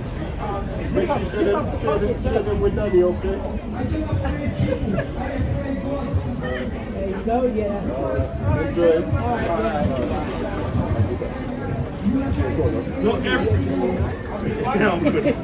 Not everyone that saith unto me, Lord, Lord, shall enter into the kingdom of heaven, but he that doeth the will of the Father Those that which is in heaven. those that are actually exercising the fruits of the Spirit, you know, those are the ones that's going to make it into the kingdom, man. Being able to break down scripture is good. Being able to remember precept, being able to expand on scripture, that's all good. But then, are you able to actually form the fruits of the Spirit, you know, as the individual? That's what's going to really work towards us getting into the kingdom. right. And that's why I say that, like what the brother said earlier, like as much as like our kind of low Christianity, one thing they've got right, they've still got this unity amongst them, being they might be Catholic or they might be you know, different sects. They still got that kind of unity amongst them, which we're lacking. Yeah, which we're lacking. Galatians 5, read verse 18. Galatians 5, verse 18, that if ye be led of the Spirit, ye are not of the law. Read that again. So Galatians 5, verse 18, that if ye be led of the Spirit, ye are not under the law. Why is that? Because read Romans 7 and 14, it says, for we know that the law is spiritual. And the things that Paul mentioned when it comes to the fruit of the Spirit, these are all stuff that you can find in the law and the prophets. Right? And also, I just want to add, and also the Bible does teach us that the law was made for the unrighteous, the lawless. It wasn't made for the one who keeps the law, it was made for the lawless. So if you're not applying the law itself, which, you know, the laws are spiritual, then you're not operating under the Spirit. And there's attributes to, because you can say, yeah, we're keeping the law. Are you being rigid with it, or are you showing the fruits of the Spirit when you're actually applying the law? For instance, a brother, when he first joined us, he couldn't get the Sabbath off. And there was a brother that was telling him, boy, you know what, you shouldn't be working. You know, resign, give up your job. Nothing. Are you going to pay his bills? Are you going to mind his fit to them?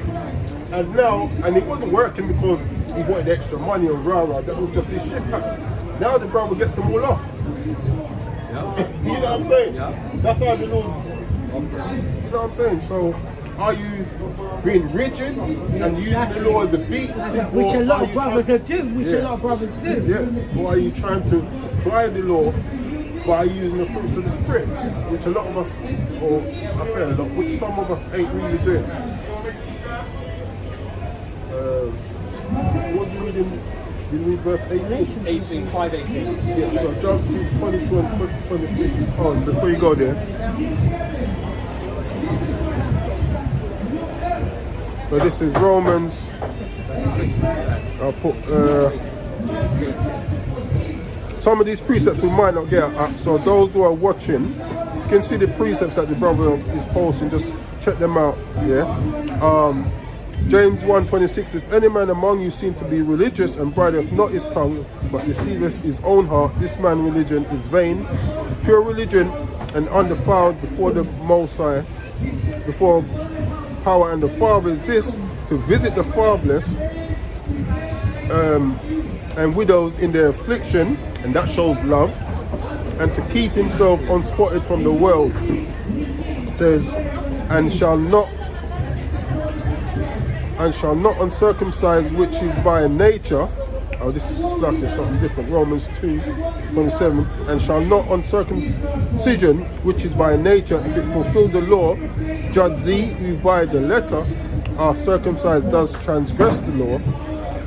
It says, for he is not a Jew, which is one outwardly, neither is that circumcision which is outward in the flesh, meaning you're born an Israelite, but a real Israelite is one who's actually fearing, keeping the faith and keeping the law.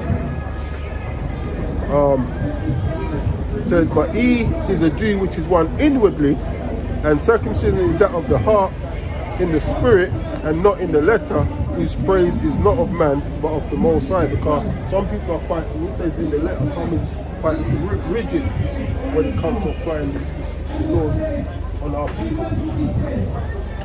And you know the funny thing, as you say that, some people are so rigid. You know what? They're so lax with their own, keeping it themselves. They're lax, but yet they're with you with it. That was the Pharisees. Yeah. So read 22 again.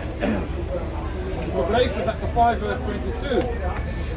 But the fruit of the Spirit is love. Stop there. So it says the fruit of the Spirit is love. So give me Leviticus 19, 17 and 18. This is the book of Leviticus, chapter 19, verses 17 and 18. 17 Yeah, because while we're speaking off the top of his head, these are stuff that we see in the law and the prophets. Thou shalt not hate thy brother in thine So heart. what's the opposite to hate? Love. So what's the Most High's telling to love your brother? Go on. Right, yeah. Thou shalt in any wise rebuke thy neighbor and not suffer sin upon him. Go on. Verse 18. Thou shalt not avenge nor bear any grudge against the children. Another thing I've heard people say, I think I said this a few times before as well. I've heard brothers wishing death upon the two-thirds. Now, unless that person's part, but you can look at someone and say, whoa, you're behaving that with two-thirds. But you don't know if somewhere down the line they're going to repent. And you don't know, that goes back to what Ezekiel 18. That tells you if a righteous man turns from his righteousness. So it's because you think you're quote-unquote righteous at this moment. Who's to say what's going to happen down the line? Yeah. So when you're wishing death upon a two-third, You might be that two-thirds. you wishing death upon yourself. Exactly. You know? So read that verse again. Verse 18. Thou shalt not avenge nor bear any grudge against the children of thy people, but thou shalt love thy neighbor as thyself. I am the Lord Yahweh. And these are attributes which the Lord himself has. It says we should love our neighbor as ourselves. Deuteronomy 7, chapter 7 verse 8. But because I, the one Yahweh, love you. Yeah, so when Paul is saying, one of the fruits of the Spirit is love, if the Lord is telling us to love, but this is also an attribute that the Most High himself has. He has a loving spirit, or he is a loving spirit. So God, And because he would, but because the other one Yahweh loved you, and because he now would keep, start from 7. Deuteronomy 7 verse 7, the other one Yahweh does not set his love upon you, nor choose you, because you are more in number than any people, for you were the fewest of all people.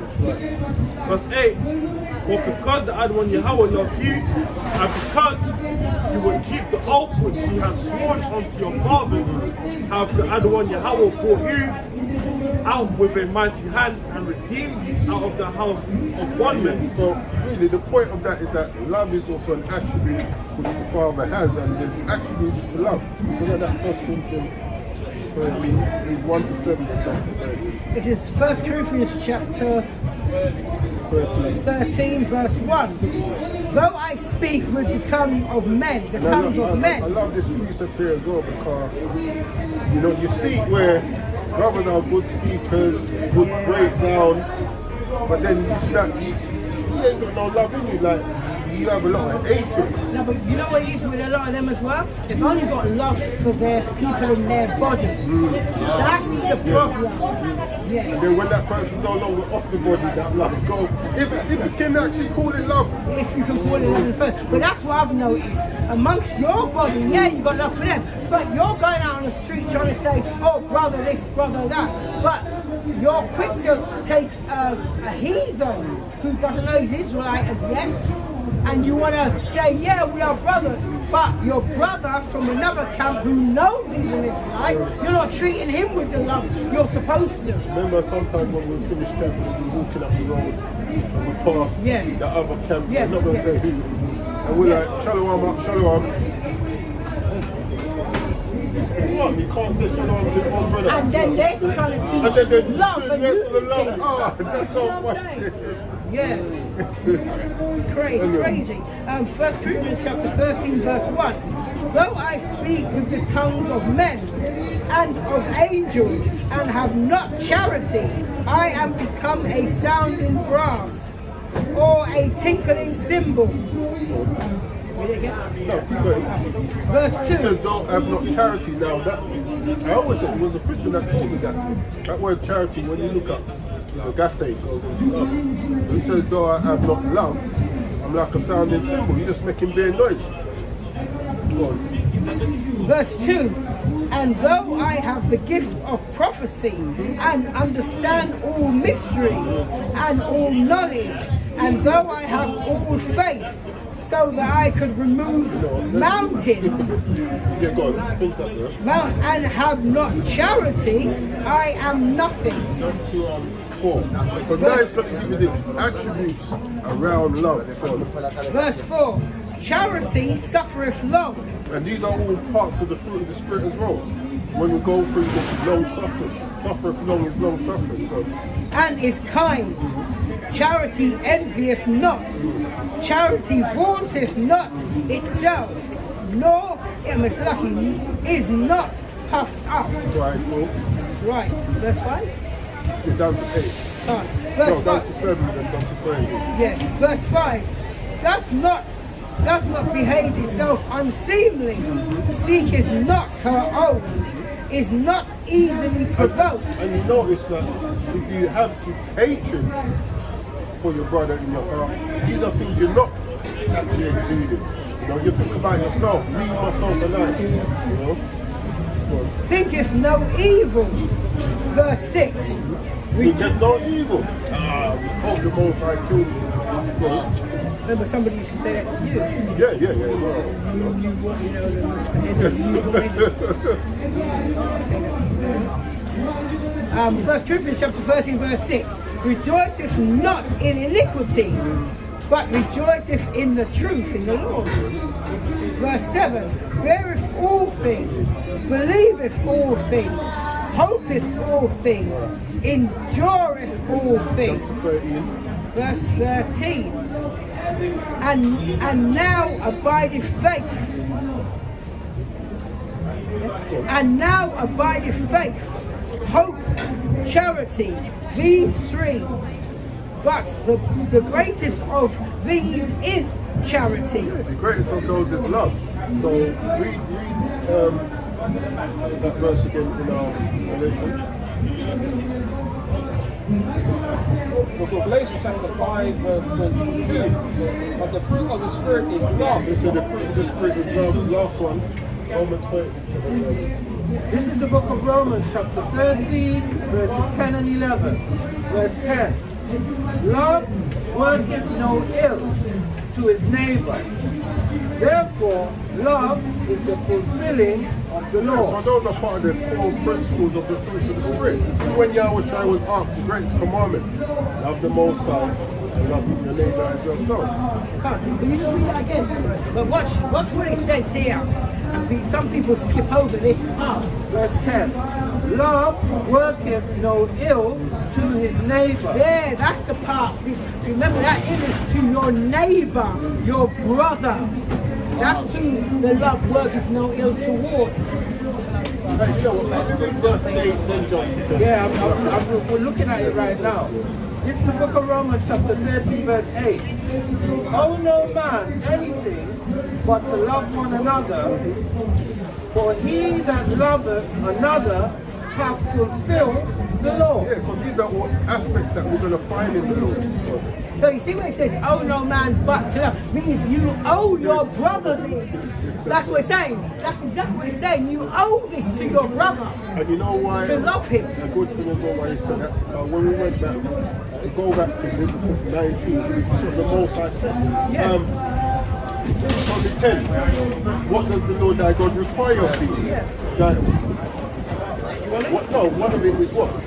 Thou shalt not hate your brother in your heart. Love your neighbor as yourself. So it says that's something that we owe each other. Yeah, can I bring something on that's going to add clarity to it? This is the book of Romans chapter 12, verses 17 and 18. Verse 17.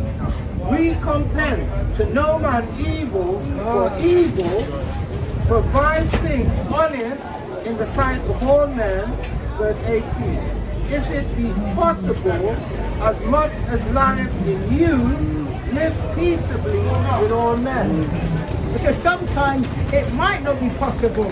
Like we had an incident out here earlier. Like it could have gone down if the brother never stepped in between. It could have gone down. But you know, because sometimes it's not possible to live peacefully. Sometimes people come out for war, for wrath. And sometimes you have to meet that force with force. Sometimes, yeah, you can talk it down and it goes peacefully. But sometimes you got to dust a man in his mouth. Sometimes you just got to do that. And that's And shown it's not in Nehemiah. I think it's Nehemiah shown as well. And you know the funny thing, it's not out of hate. No. It's out of self-defense. There is a difference. Yeah. Self-defense, self-preservation. It sometimes has to go that way. Yeah, it did. So go back to Verse 10 to 11. Romans chapter 13, verse 10 to 11. Verse 10. Love worketh no ill to his neighbor, therefore love is the fulfilling of the law, which is also shown in Romans 13 and 8. Verse 11. And that knowing the time, that now it is high time to awake out of sleep. Yeah, now see the time that we're in. Now it's our time to be exercising the fruits of the Spirit. Our people don't want to wake out of sleep. They love the slumber, they love the sleep. A little more folding of the hands. You know what I mean? Nodding of the head. Yeah.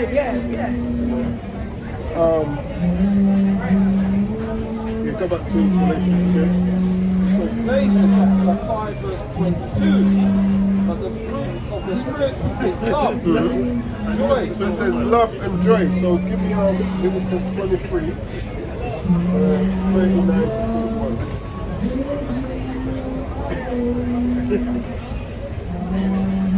Can't take these guys longer. 99 to 41. Yeah.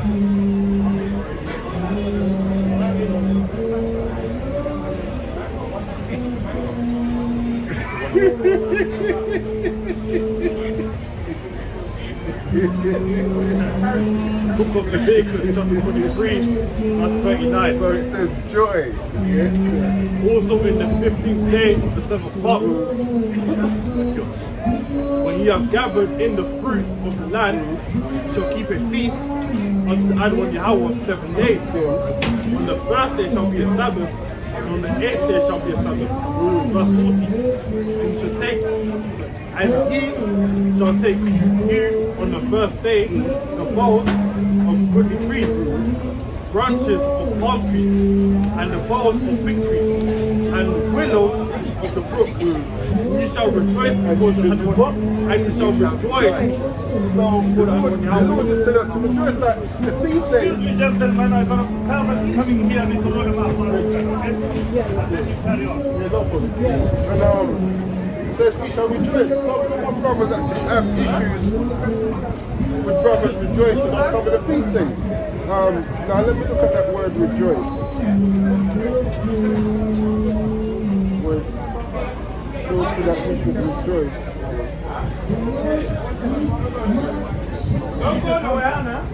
So rejoice says feel or show great joy or delight. You know, and similar words is happiness, pleasure, elation, jubilation, euphoria, ecstasy. Yeah? Coming back to this now. So read that verse again.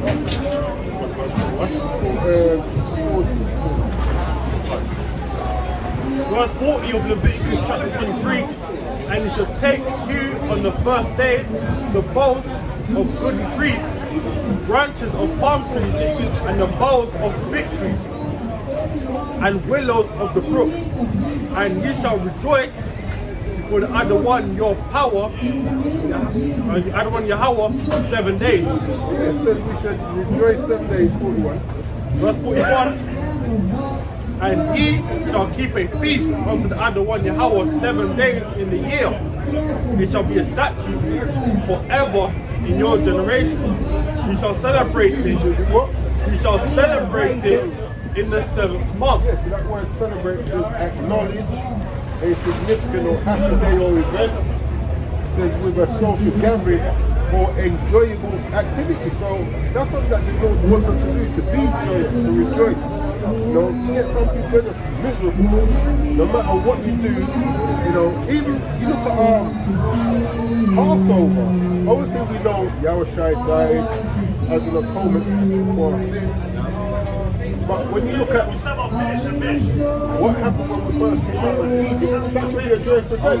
Yeah. You know, Yahushua doing what he did for us should be, you know, you should, I'm not saying be always joyous, but it should be something that brings joy, knowing that, you know, he's made it possible for us to return to the Father, to be able to.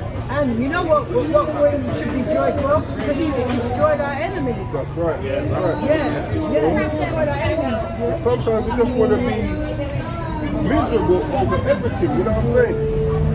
And obviously there's a time for everything, but yeah, one of the fruits of the Spirit is joy. Bring out Deuteronomy 12. Oh yes. Verse 1 and 7. Deuteronomy 12 and verse 1.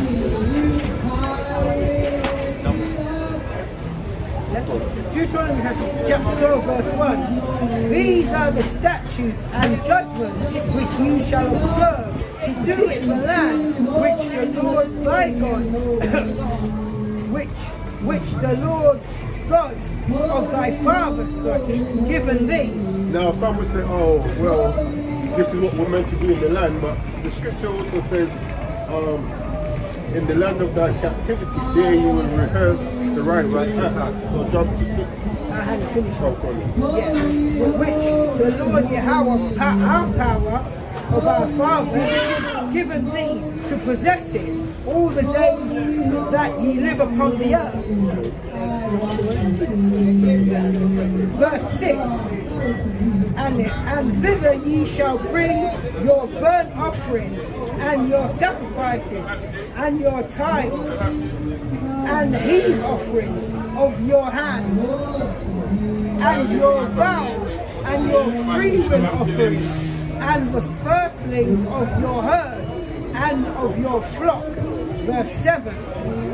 And there ye shall eat before Yahweh your power, and ye shall rejoice, and ye shall rejoice in all that ye put your hand unto, ye and your household, wherein the Lord Yahweh thy power has blessed us. So we're not going to be doing the sacrifices, but there's nothing wrong with enjoying and rejoicing the fruits of your hand, you know.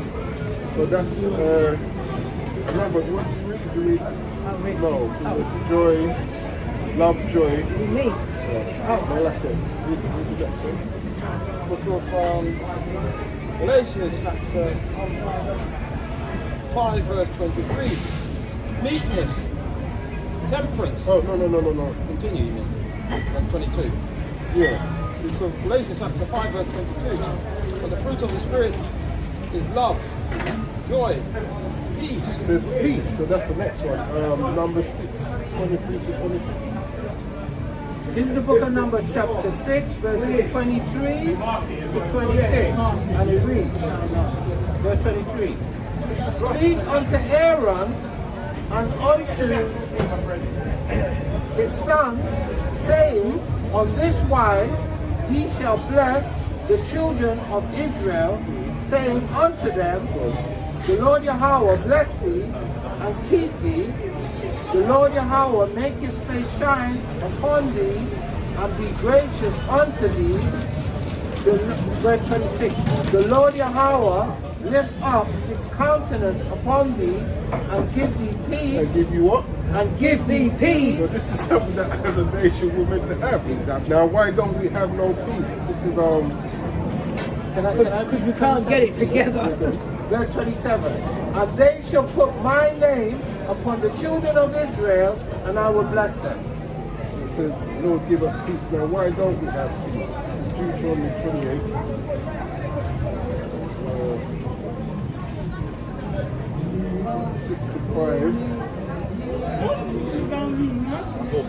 Deuteronomy 28:65 says, and among these nations shalt thou find no ease, meaning no peace. Neither shall the sole of thy foot have rest, but Yahweh shall give thee a trembling of heart, and a failing of eyes, and a sorrow of mind. And thy life shall hang in doubt before thee, and thou shalt fear day and night, and shall have none assurance of thy life. Telling you that peace is something that we're meant to have a nation, but because of our disobedience, we ain't getting no peace. But that's something coming back to try to apply the fruits of the Spirit. Is something we're meant to be trying to exude. Be peaceful towards your brother and sister, Exactly. man. So remember, this is what I owe him. Some people are just contentious in nature. So peace is also one of the definitions of salvation as well, because peace means you're not in threat, you're not in fear, and you're not under attack from your enemy.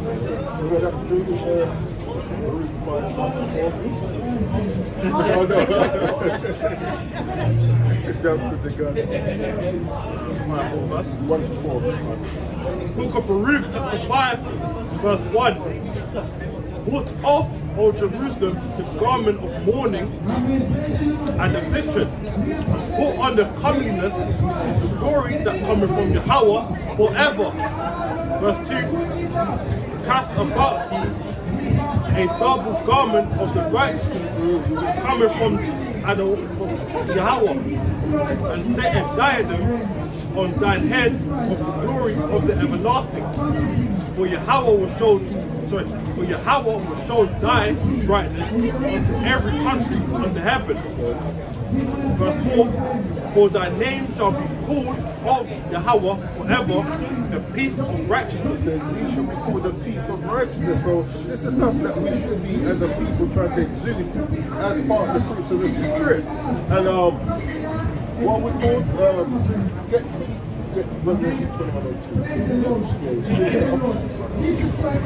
for thy name shall be called of Yahweh forever, the peace of righteousness and the glory of Yahweh's worship. Verse 5. No, that's it.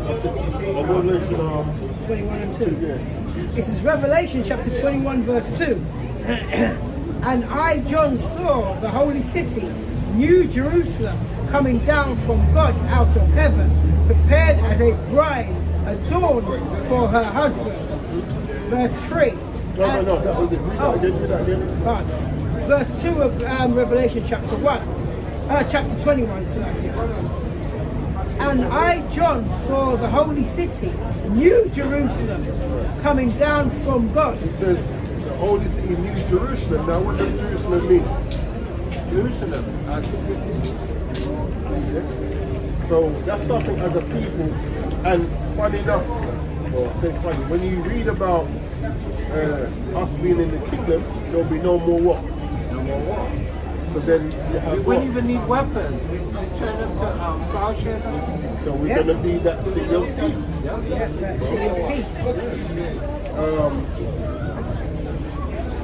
Romans, you go to South. I've got Romans.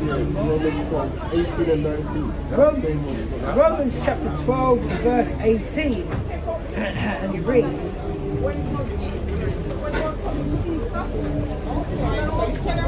if it be possible, as much as life within you, live peaceably with all men. That's right. It says, if it be possible, like the brother said earlier, sometimes some people, you can't live peaceably with them. It's not in that you're not trying to live peaceful. They just don't want to be peaceful. But that's something that we should be, you know, we're called New Jerusalem, the city of peace. Yeah? You know? Verse And 19. that's also part of the fruits of the Spirit.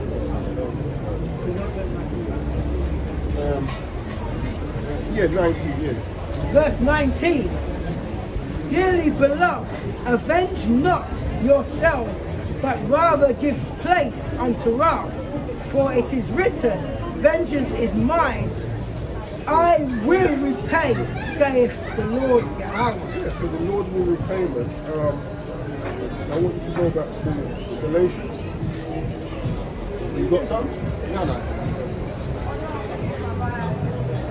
Galatians chapter 5, verse 22. But the fruit of the Spirit is love, joy, peace, long suffering. Long suffering, and this one here, you know, at times this is something that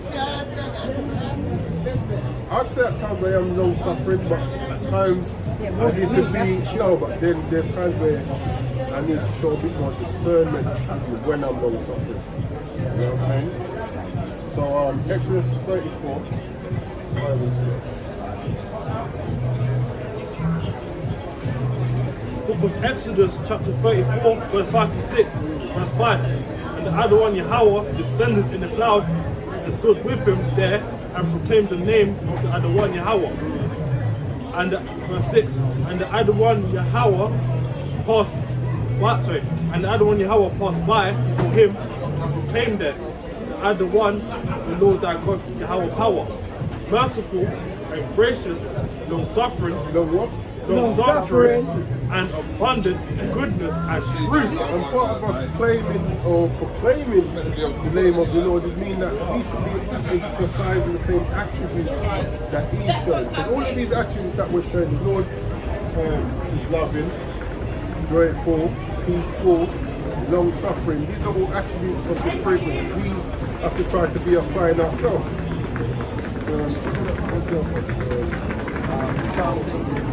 Psalms 86, verse 15. So this is the book of Psalms, chapter 86, and verse 15. But thou, O Lord Yahweh, art a power full of compassion and gracious, long-suffering, long-suffering, and plenteous in mercy and truth. Yeah, so it says, was it full of long suffering? Yep. You know, are we long suffering? Because sometimes we're quick to give up on a brother or sister. Yes.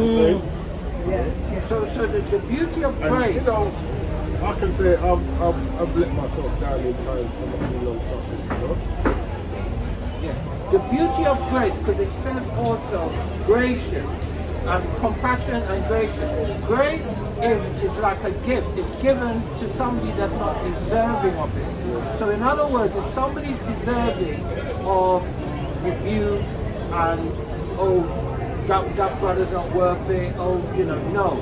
Grace, you give him grace. That's a demonstration of love.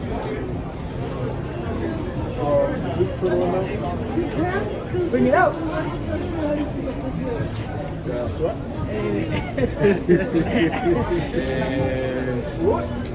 Luke chapter 21, verse 19. In your patience, possess your soul. And patience goes into long suffering. Like you look at King David. He had King Saul tried to kill him. He had opportunities to kill him, but he was long suffering with King David. I know a lot of us in that situation. Yeah, would you have not took his life? Yeah. Knowing that he's trying to take yours. And for no reason at all. Yeah. You know what I'm saying? So yeah, there's examples of all of these things that to the Spirit that Paul is teaching us in the laws and the prophets. So read what's the So Galatians chapter 5, 22. But the fruit of the Spirit is love, joy, peace, suffering, gentleness. It says gentleness. Now, the definition for that.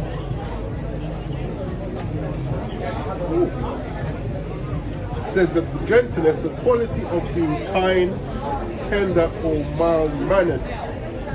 Then similar words is kindness, tenderness, leniency, mercy,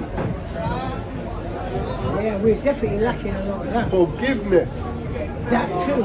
forbearance, understanding, compassion. Yeah? These are attributes that we have to be exuding if we're having the fruit of the Spirit. So forbearance is an important one as well, because forbearance is bearing, not just bearing your brother's burden, but putting up with your brother as well. And I should know because I have a kind of weird personality.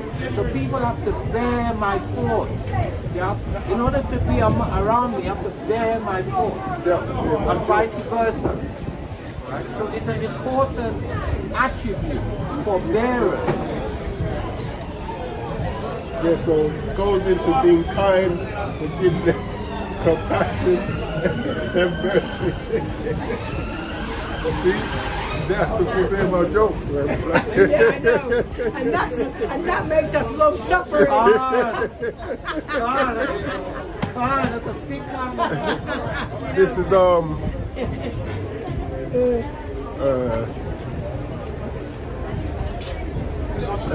First Peter 3:8. Finally, be ye all of one mind, having compassion. See, that's a good one. That's a very good One of another, love as brethren, be pitiful. Uriah's Judah. Oh, yeah. Probably bring out some beautiful precepts. So it says, finally, be ye all of one mind, having compassion.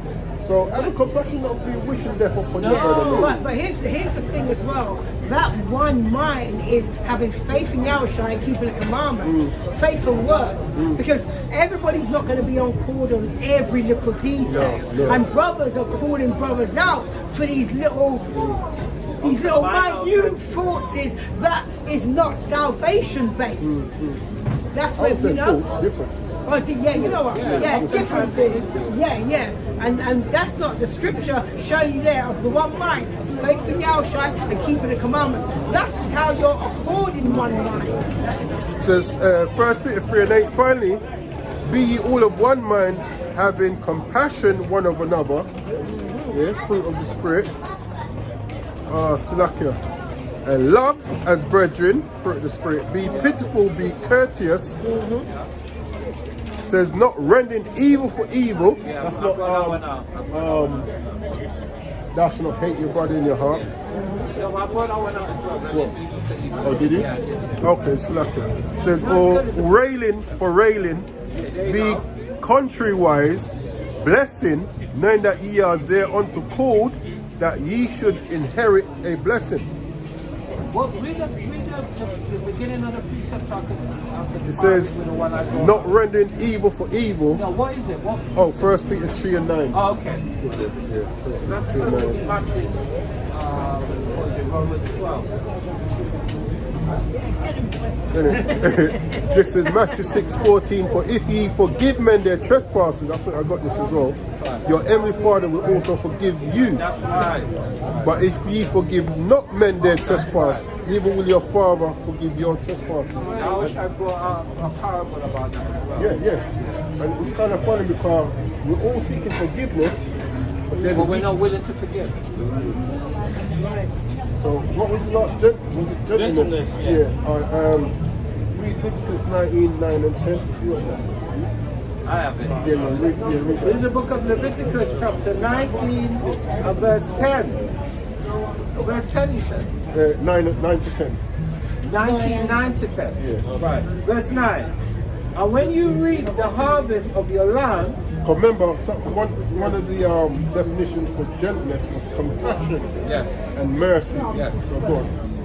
when you reap the harvest of your land, thou shalt not wholly reap the corners of thy field, neither shalt thou gather the gleanings of thy harvest. So the gleanings is when the man goes to the tree, if there's 2 or 3 left, that's the gleanings. You don't go back and leave them to somebody that needs to eat. That's showing That's showing Yeah, compassion. not Esau, he'll clean out the whole Well, field. we've got that. We've got that. Oh, did you read 9 and 10? No, it's not that. Well, yeah, what you say is true. But Esau, he take everything. Well, we've got that coming. Thou shalt not wholly reap the corners of thy field, neither shalt thou gather the gleanings of thy harvest. Verse 10. And thou shalt not glean thy vineyard, neither shalt thou gather every grape of thy vineyard. Thou shalt leave them to the poor and the stranger. I am the Lord your God. Yeah, so that's I'm showing, Yahweh Elohim. yeah, that's showing compassion, kindness, you know, attributes which we should be showing if we're exercising the fruits of the Spirit. So, we're going to Jeremiah 59, 7 and jump to 9.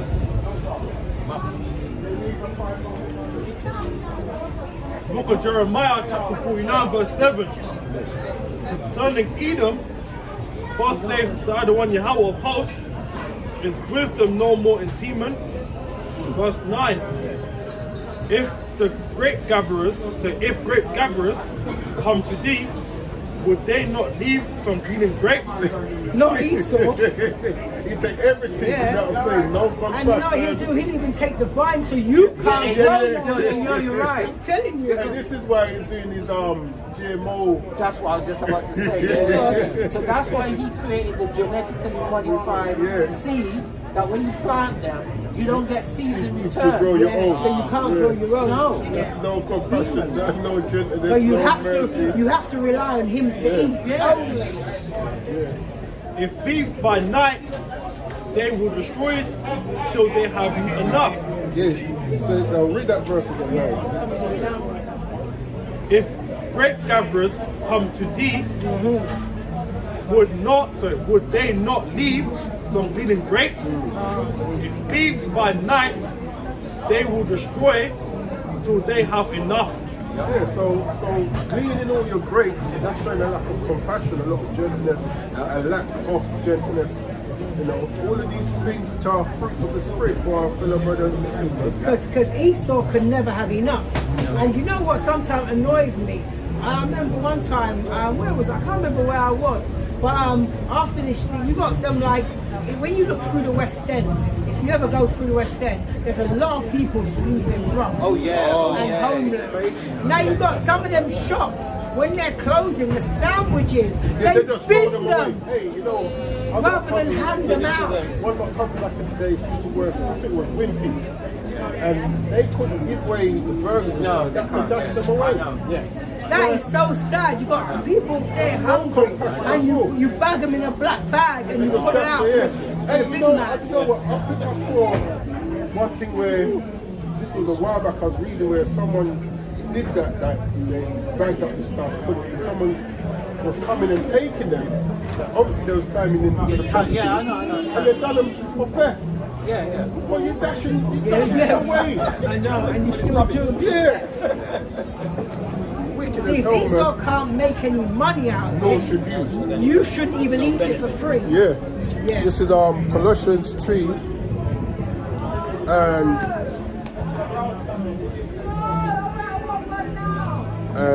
12. It says, put on therefore as the elect. I'm sure I got this somewhere. No, it was a lesson. It says, put on therefore as the elect. So really and truly, what is good about this piece of prayer as well, where we say, you know, we're the awful elect. So then these are things that you're meant to be putting on as the awful elect. It says, put on therefore as the elect of the Most High, holy and beloved, bowels of mercies, which goes back to goodness, kindness, humbleness of mind, meekness, long suffering.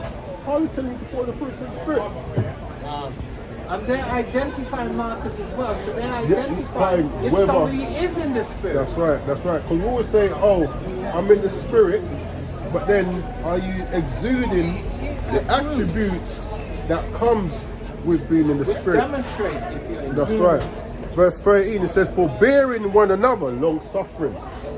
And he says it all through his letters, Yeah, man, he does. in different words. Long suffering, patience, forbearance. Paul was a master teacher and he was taught by a master. That's right. It says, forbearing one another. And his father was, his dad was a Pharisee as well. Yeah, that's what he was saying too. His father and grandmother. It says, forbearing one another and forgiving one another. If any man have a quarrel against any, even as the Mashiach forgave you, also do ye. Going back to that Matthew that the brother read. The biggest fruit of the Spirit as well. Forgiveness. What Christ said, if you're his disciple, how do you know his disciple? They love one another. That's right. It says, and above all these things, put on charity, love, which is the bond of perfectness. So going back to what I said, you know, these other attributes that we're reading about, love encompasses all of them. It's like hate encompasses all the pride, the bad mind, the grudgefulness. Right. You just encompass that in the hate. Yeah. The lustful Yeah. So it says, and above all these things, put on charity, which is a bond of perfectness. And let the peace of the Most High rule in your hearts. Yeah. To the which also ye are called in one body, and be ye thankful. Beautiful. I think a count of meaning. Yeah, go on. This is the book of Ruth, chapter 2, verse 15. When she was risen up to glean, Boaz commanded the young men, saying, let her glean even upon the sheep, and reproach her not.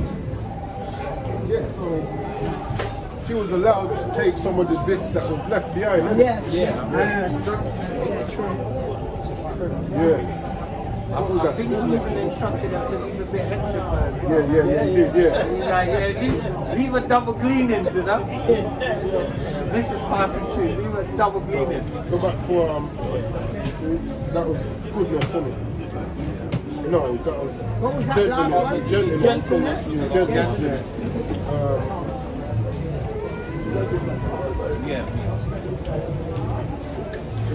Did you give me one? 45, I think.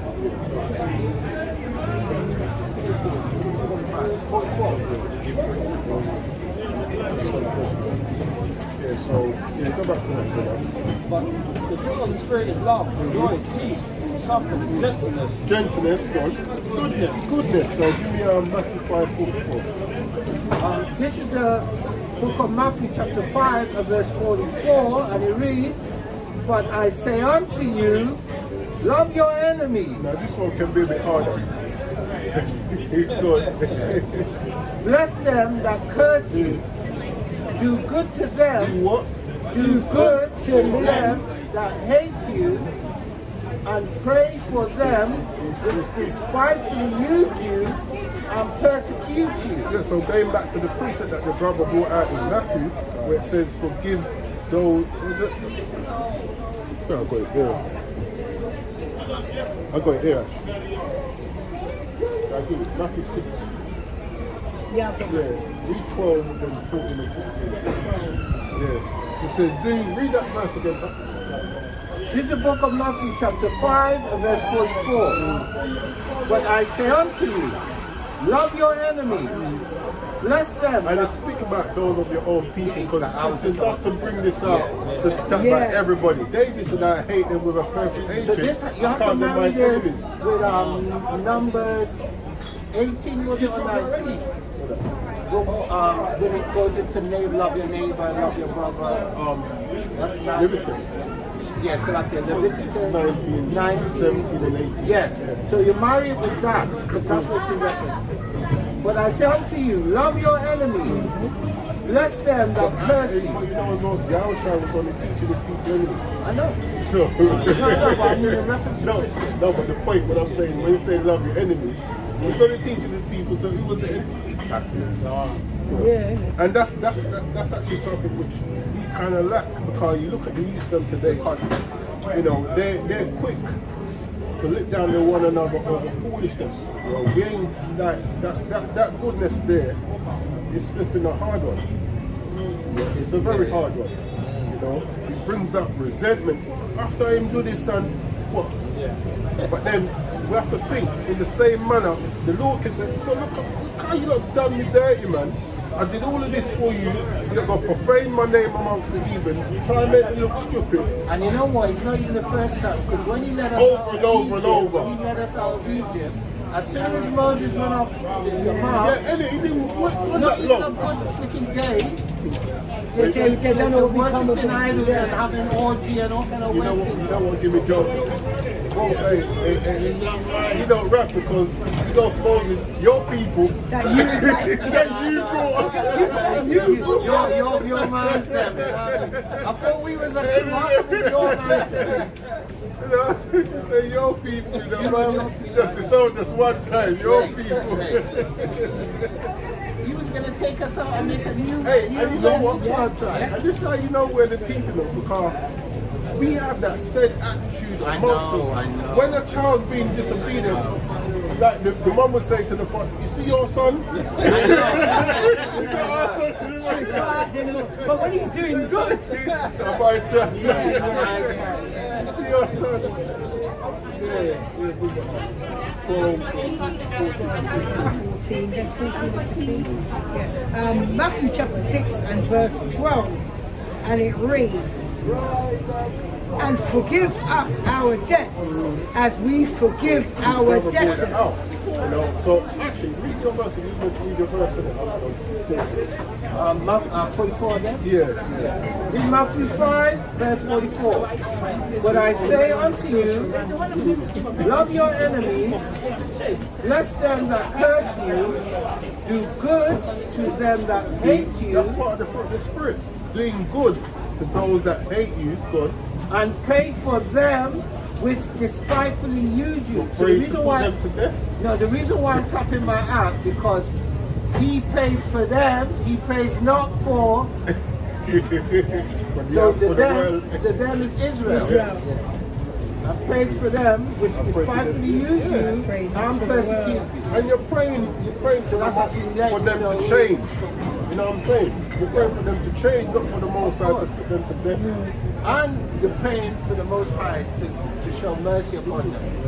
And you can also pray for the Most High to give you the Spirit to be able to do so. To forbear, yeah. Yeah, you know All what I'm that saying? too, yeah. Firstly, that's not an easy thing to do, man. Do good to people that's doing you dirty. But Christ did it. Bro, And we're Most supposed High to does be- it all the time. I know, we're supposed to be his disciples, right? Because Galatians chapter 6 verse 2, bear ye one another's burdens, and so fulfill the law of the Mashiach. Yeah, there you go. Do 12 again, yeah? Matthew chapter 6 verse 12, and forgive us our debts as we forgive our debtors. It isn't now. When it goes back into the parable of that king whose servant owed him some money and Oh, went yeah. to lock That- him that's up. the- They said, forgive me. And then when he he went did. about his business now, he saw someone that owed him money and he had him locked up. And the worst thing, what he was owed was less than No, what what he he owed owed the the king. king, yeah. Yeah, that was the You know what I'm worst saying? part. Yeah. So he was being a hypocrite as well. Yeah. Matthew chapter 6 verse 15. But if ye forgive not men their trespasses, neither will your Father forgive your trespasses. Verse 16. Moreover, when ye fast, be not as the hypocrites of a sad countenance. You did what, 16? No, 15. Oh, just 15. 15 again. Was it? Yeah, 15. Oh, just 15. Oh, I thought you said 15 and 16. Okay. 14 and 15. Oh, that's where. Oh no, I didn't read 14. Oh no, that's my error. Yeah, verse 14 of Matthew chapter 6. For if ye forgive men their trespasses, your heavenly Father will also forgive you. But, verse 15, but if ye forgive not men their trespasses, neither will your Father forgive your trespasses. And look at the amount of times that we've done the Most High dirty. And we're here asking for forgiveness. Then, you know, our fellow brother and sister that trespass against us. Probably only once, sometimes. You already want to string them up. Yahushua was asked, how many times should I forgive my brother? Now, obviously, 70 times 7 is a completed number of times. But even if it was to go by that summing itself, I don't think we kind of touch the corners when it comes to forgiving our brothers and sisters. Do you know what I'm saying? And on top of that, we're commanded not to bear a grudge, commanded not to hate a brother for more than a 24-hour period. You're not Don't let the supposed- sun go down upon your own. So anybody that does that, that's where the grudge comes in, because you're holding on to a feeling, an emotion, past the time that you're commanded to, and that turns into a grudge. So if we go by the literal saying of Yahweh Shai, 70 by 7, we know it's like a complete. It's a complete number. That's 190 times. Now, who's forgiven a single person 50 times? Let alone 400 times. You know? What was that answer?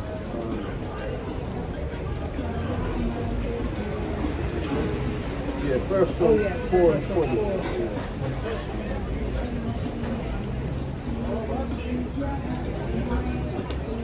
4 and 20, 20. 1 John 4 and verse 20. And it reads, if a man say, I love Yahweh, and hateth his brother, he is a liar. He that loveth not his brother whom he hath seen, how can he love Yahweh whom he have not And you seen? know, every time I read that, it's like, well, we all say we love the Most High, but it's like you saying, why Spain is wicked enough. Love Spain. Have you ever been to Spain? you know- Yeah, how stupid that sounds. But you know, it's the same thing what the guy said earlier about the Bible, when he said about it's been changed. Well, have you seen? You asked him, Yeah. have you seen the original? He said no. It's ain't been changed. It's the same thing. I think the favorite one of the Muslims, isn't it? It's changed, it's changed. But at that point, it's just the same thing you pull out in that same instance. Yeah. 1 John 4 and 20, and it reads, if a man say, I love Yahweh, and hateth his brother, he is a liar. But he that loveth not his brother, whom he hath seen, how can he love Yahweh, whom he have not seen? Yeah, so, you know, it's like, he wasn't good from the Most High. He would not see. You know, we say we love him, all of these things, but then your brother that you actually see can actually do something to help, you know, we won't do it. And you know the worst part about that? The Most High you have not seen and you will never see. You know, that's the part, you know, the Most High. You ain't gonna see him. Read Daniel 9:4. Daniel chapter 9 verse 14. Therefore has the Lord watched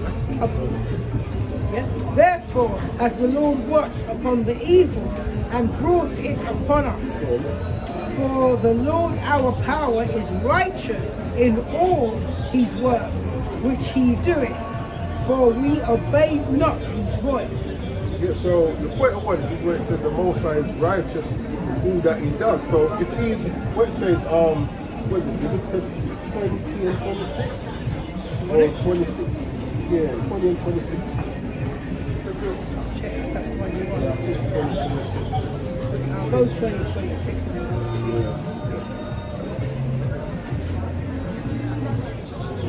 Yeah.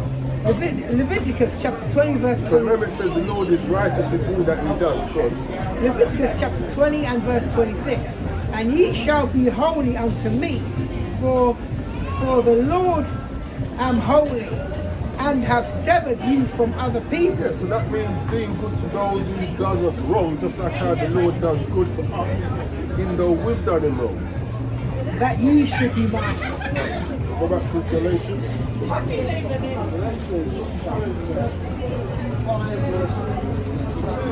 Of the Spirit is love, joy, peace, suffering, gentleness, goodness, faith.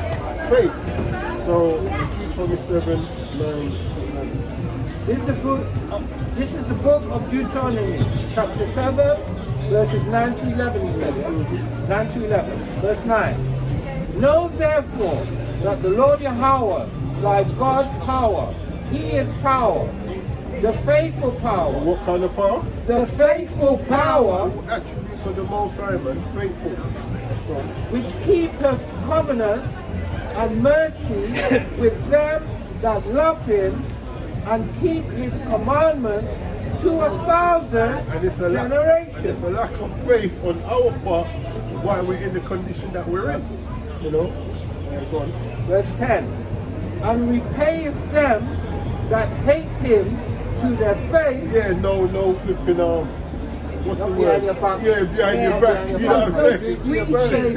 And the thing is, when he does it, you know it's from him. That's the whole point. To destroy them. He will not be slack to him that hateth him. He will repay him to his face. Yeah, go on. Verse 11.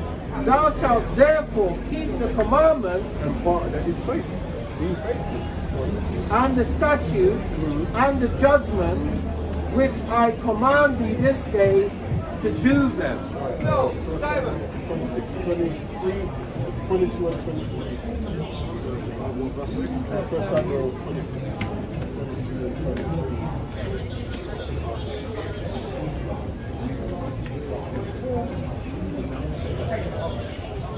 The book of 1 Samuel chapter 26 verse 22.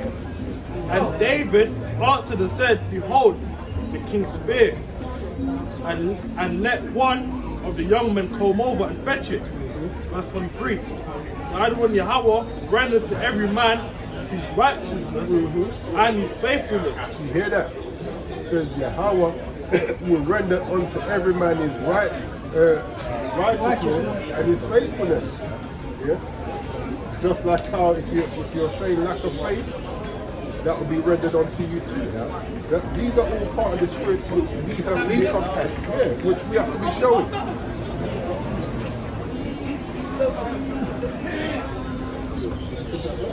That's essentially it. Yeah.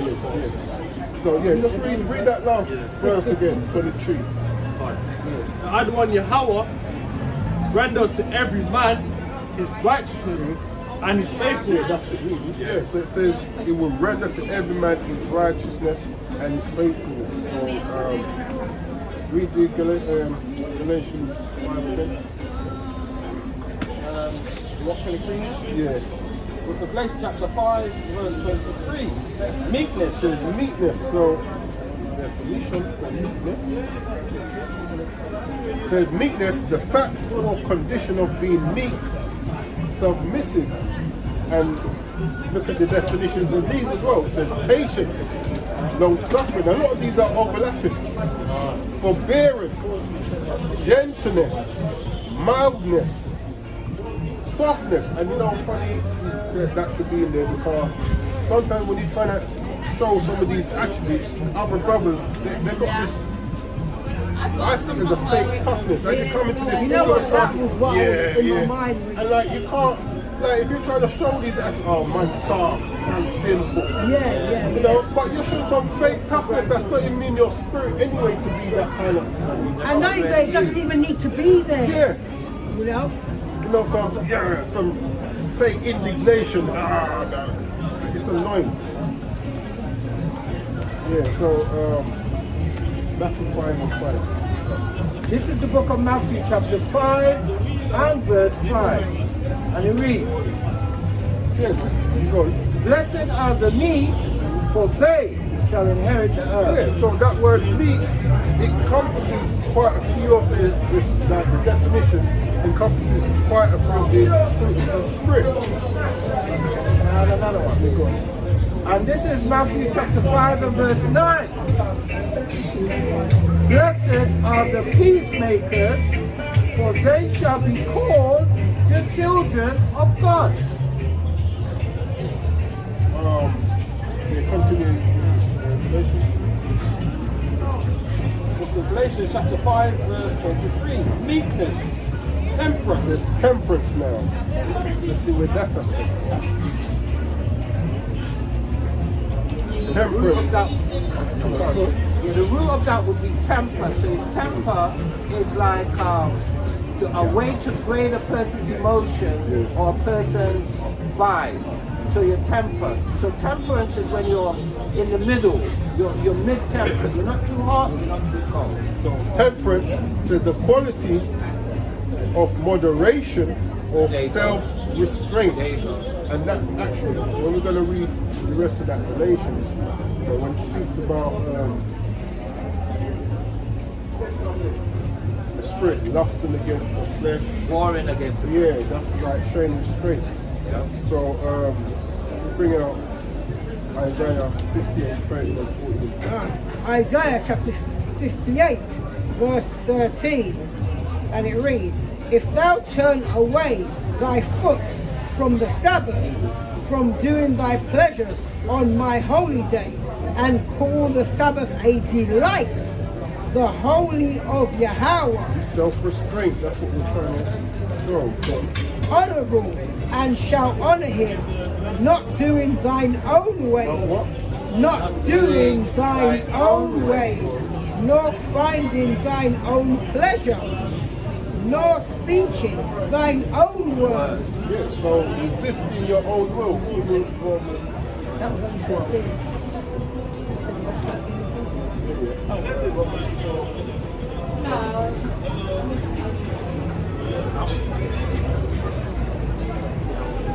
Then you're gonna go back. Romans 12, 1 to 2, verse 1.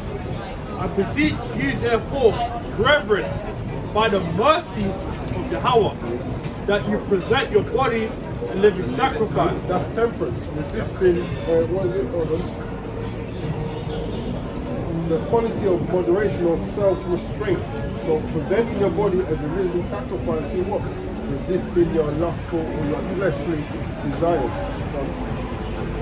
A living sacrifice, holy, acceptable unto Yahweh, which is your reasonable service. Service, man, Every time I hear that, I always think of Daniel for real. Every time, without fail. Verse 4. Verse 2, and be not conformed to this world. Yeah, resist the ways of this world. God, what is it? Love not the world, neither the things that are in the world. Showing self-restraint. It's funny, like, this world is definitely contrary towards God's law. Definitely. And they're trying to make out they're all godly and righteous. Isn't it? But they're far from it. Put it up with tinsel. Yeah. But be ye transformed by the renewing of your mind, that ye may prove What meaning what? Walking in the spirit now. Now we're coming out of that carnal mindset. Where it says, well, we know that the law is spiritual. I am carnal, sold under sin. Therefore, you're trying to come out of that carnal mindset and try and walk in a more spiritual mindset. God. that ye may prove what is that good and acceptable and perfect will of Yahweh. Number 14. Verse 14 of Isaiah 58.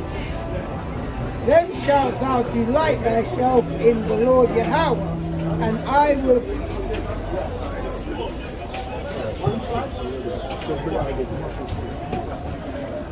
Then thou shalt delight thyself in the Lord Yahweh, You're showing temperance. Go on. and I will cause thee to ride upon the high places of the earth.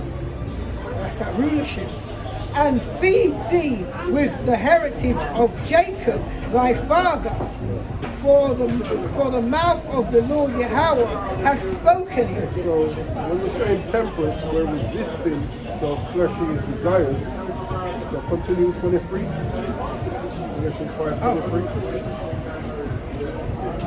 Galatians chapter 5 verse 23. We're down to 25. Verse 23. Meekness, temperance, against such there is no law. Against such there is no law, because why? These are things which are found in the laws. You know what I'm saying? These are things which are attributes of the Father. Verse 24. Shalom, Yafeh Israel. 24. So they that are of Mashiach have crucified the flesh with the affliction and lust.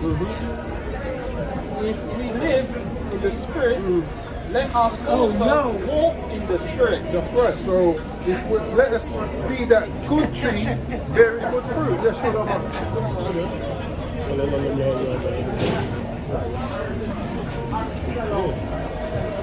Okay, read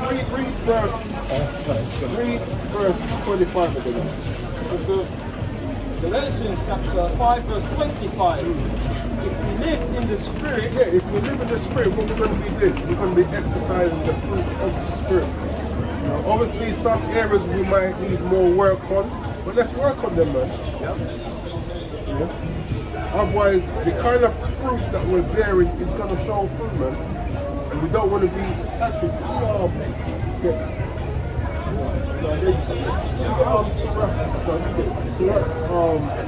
Ezra 16 and the last two verses.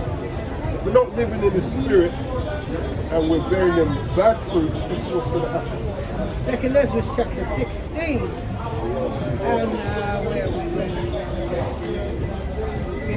Second Ezra 16 verse 77.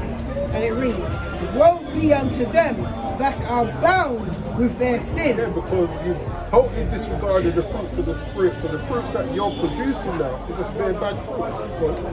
And covereth with their iniquities. And covered with their iniquities. What's that? That's the lack of looking good on the outside. And covered with their iniquities, like as a field is covered over with bushes. And you know what as well, like,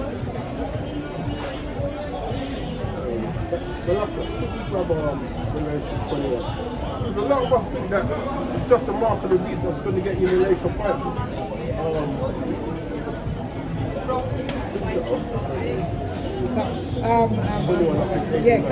And covered with their iniquities, like as a field is covered over with bushes, and the path thereof covered with thorns, that no man may travel through.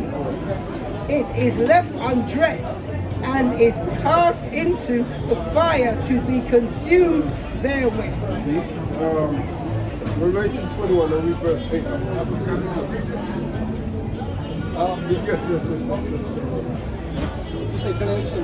No, Revelation 21. I can get it if you want. Okay, you said it. Yeah, okay. 21 and 8. Revelation it's not just the you taking the mark of the beast that's going to get you in that lake. Revelation chapter 21 verse 8. But the fearful and what? And unbelieving, faithless, yes, which was part of the fruits of spirit that the brother worked on. And the abominable, I get it right, abominable, yeah, him too, and murderers. You know what? Hating your brother in your heart. Yes, yeah. Go on. And murderers, and whoremongers, and sorcerers. The whoremongers is also loving strange women, strange doctrines as well. And the sorcerer is rebellion. Going against what the Most High is telling you to do. And idolaters. No, we know what I do. And all liars. That's worshippers of idols. Yeah, that's what I want you to hear. And all liars, go on. And all liars shall have their parts in the lake which burneth with fire and brimstone, which is the second death. Because the mark, taking the mark of the beast, what's that doing? That's actually showing your disobedience and who you love. Showing rebellion and when you go, showing who you trusted. Also idolatry as well, because you're worshipping another kind of God. Get me Deuteronomy 15. Deuteronomy chapter 15.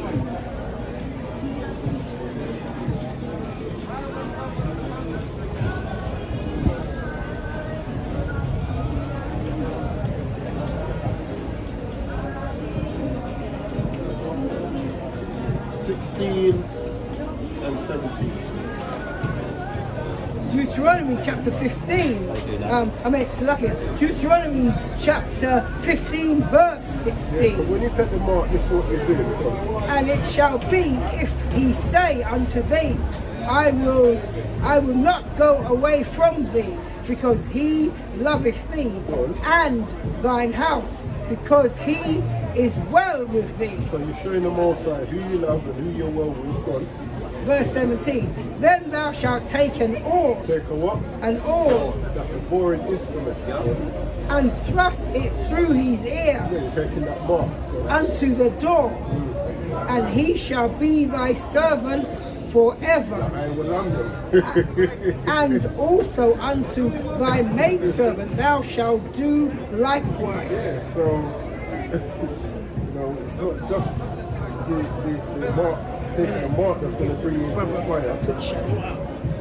So Colossians 3, 12 to 14 again, which the brother brought out earlier on. Yeah. Hold on, let me read this quickly. This is Matthew 15 and verse 10. It says, and he called the multitude and said unto them, hear and understand, not that which goeth into the mouth defileth a man, but that which cometh out of the mouth defileth a man. Then his disciples, Slakia, that just jumped. Where is it? Not that which goeth into the mouth defileth a man, but that which cometh out. Yeah, I've noticed that. Yeah. So then came his disciples and said unto him, knowest thou? Then came his disciples and said unto him, knowest thou that the Pharisees were offended after they heard this saying? But I say unto you that every idle word, but to explain that as well, because he says it's not which goes into that defiles you, but what comes out, and it goes on to tell you. I think Mark 7:21 says it best. Mark 7:21. Mark And then I'll bring that out. 7, verse 21. And it reads, for from within out of the heart, 20, let me hear what 20 says. 20, and he said, that which cometh out of a man, that defileth the man. Go on. Verse 21, for from within out of the heart Yeah, of out of men your heart. Go on. proceed evil thoughts, Yeah, death. Go on. adultery, fornication, murders, verse 22, theft, covetousness, wickedness, deceit, Lasciviousness. lasciviousness, an evil eye, blasphemy, pride, foolishness. All these evil things come from within and that- defile the man. That's right. So Matthew 12:36, but I say unto you, and this is something which a lot of brothers who want to be wishing death upon others forget. It says, but I say unto you that every idle word that men shall speak, they shall give account thereof in the day of judgment. For by thy words thou shalt be justified, and by thy words thou shalt be condemned. And you know what? And these are learned men, and they should even know this scripture that you just brought out. That every idle word, and by your words you can be judged and condemned. And they know this. Well, there's nothing new under the sun, because some of the most learned men, when Christ was walking, That's right, that's were the right. Pharisees and the That's true, Sadducees. that's true. So at that point, It is new, True really. still. You know, it's First time true he still. did understand it to the babes. to confound Yeah. the wise. Get Surah 19:24. Then look at Colossians. And babes also could be meek as well. Ecclesiastes chapter 19, verse 24. And it And I reads, was reading on this the other day as well, another one of my favourites. Go on. he that has small understanding and feareth the Most High is better than one that has much wisdom and transgresseth the law of the Most Now when you High. check it, the small understanding is actually the one who has the much wisdom. Because read He knows enough to know to serve the Most High. read and to do verse what he commands. 22. Read verse 22, then jump to 20. Verse So the 22. one with much wisdom, go on. Verse 22 of the same chapter, Ecclesiastes 19, verse 22. The knowledge of wickedness is not wisdom. So you there, this transgressing the law of the Most High is wicked. That knowledge is not wisdom. Now jump to 20. Oh, don't finish it up. No, jump to 20. Jump to verse 20. The fear of the Lord is all wisdom, and in all wisdom is the performance of the law. Now jump to 24 again. So the man that's got small understanding, He that has- he's not actually small understanding, he's got all wisdom. Go on. He that has small understanding and fear of God He's going to be doing what? Keeping the commandments. It's that simple. He's better than one is that's better than one that has much wisdom and transgresseth the law of the Most High. Yeah, so he's actually got the more wisdom, really, truly. Yeah, really good. Colossians 3 again, which brother brought up, 12 to 14. This is the book of Colossians chapter 3, verses 12 to 14. Verse 12. Put on, therefore, as the elect And we of went over God. this earlier on. You know, it says, put on as the elect of the Most High. If we're saying we're all for the elect, these are things we should be putting on, the fruits of the Spirit. Not worrying about how deep your knowledge is in breaking down the scriptures and how much precepts you know and how good you can expand on the scriptures. No, put this on. Go on. Holy and beloved, Set apart, being set apart. Go on. bowels of mercy, Bowels mean tons. Tons upon tons upon tons of life. The weightier matters of the law. Yeah? The weightier matters of the law. Judgment, faith, mercy, and faith. bowels of mercy, kindness, Kindness. humbleness of mind, Look at that. Go on. which is the opposite of pride. Exactly. Humbleness of mind, meekness, long-suffering, verse Fruits of the 13, spirits, man. forbearing one another and, Patience. and forgiving one another. Goodness. If any man have a quarrel against any, even as Christ forgave you, so also do ye. Yeah, express the fruits of the spirit. Verse 14. And above all, so this is grading all of the above all, these things put on charity. Love, which was the first thing that the brother brought out when we went to the fruits of the spirit, which encompasses all of those things. Which is the bond or the connection or the thing that Bind binds them together of perfectness. That's right.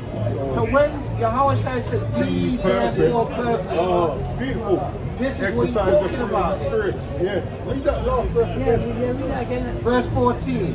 And above all, so all the aforementioned things, this is Go back to Matthew 5. Read 44 and 45, as long as 45. Yeah. Like you mentioned. yeah. And then we'll go back to that verse there.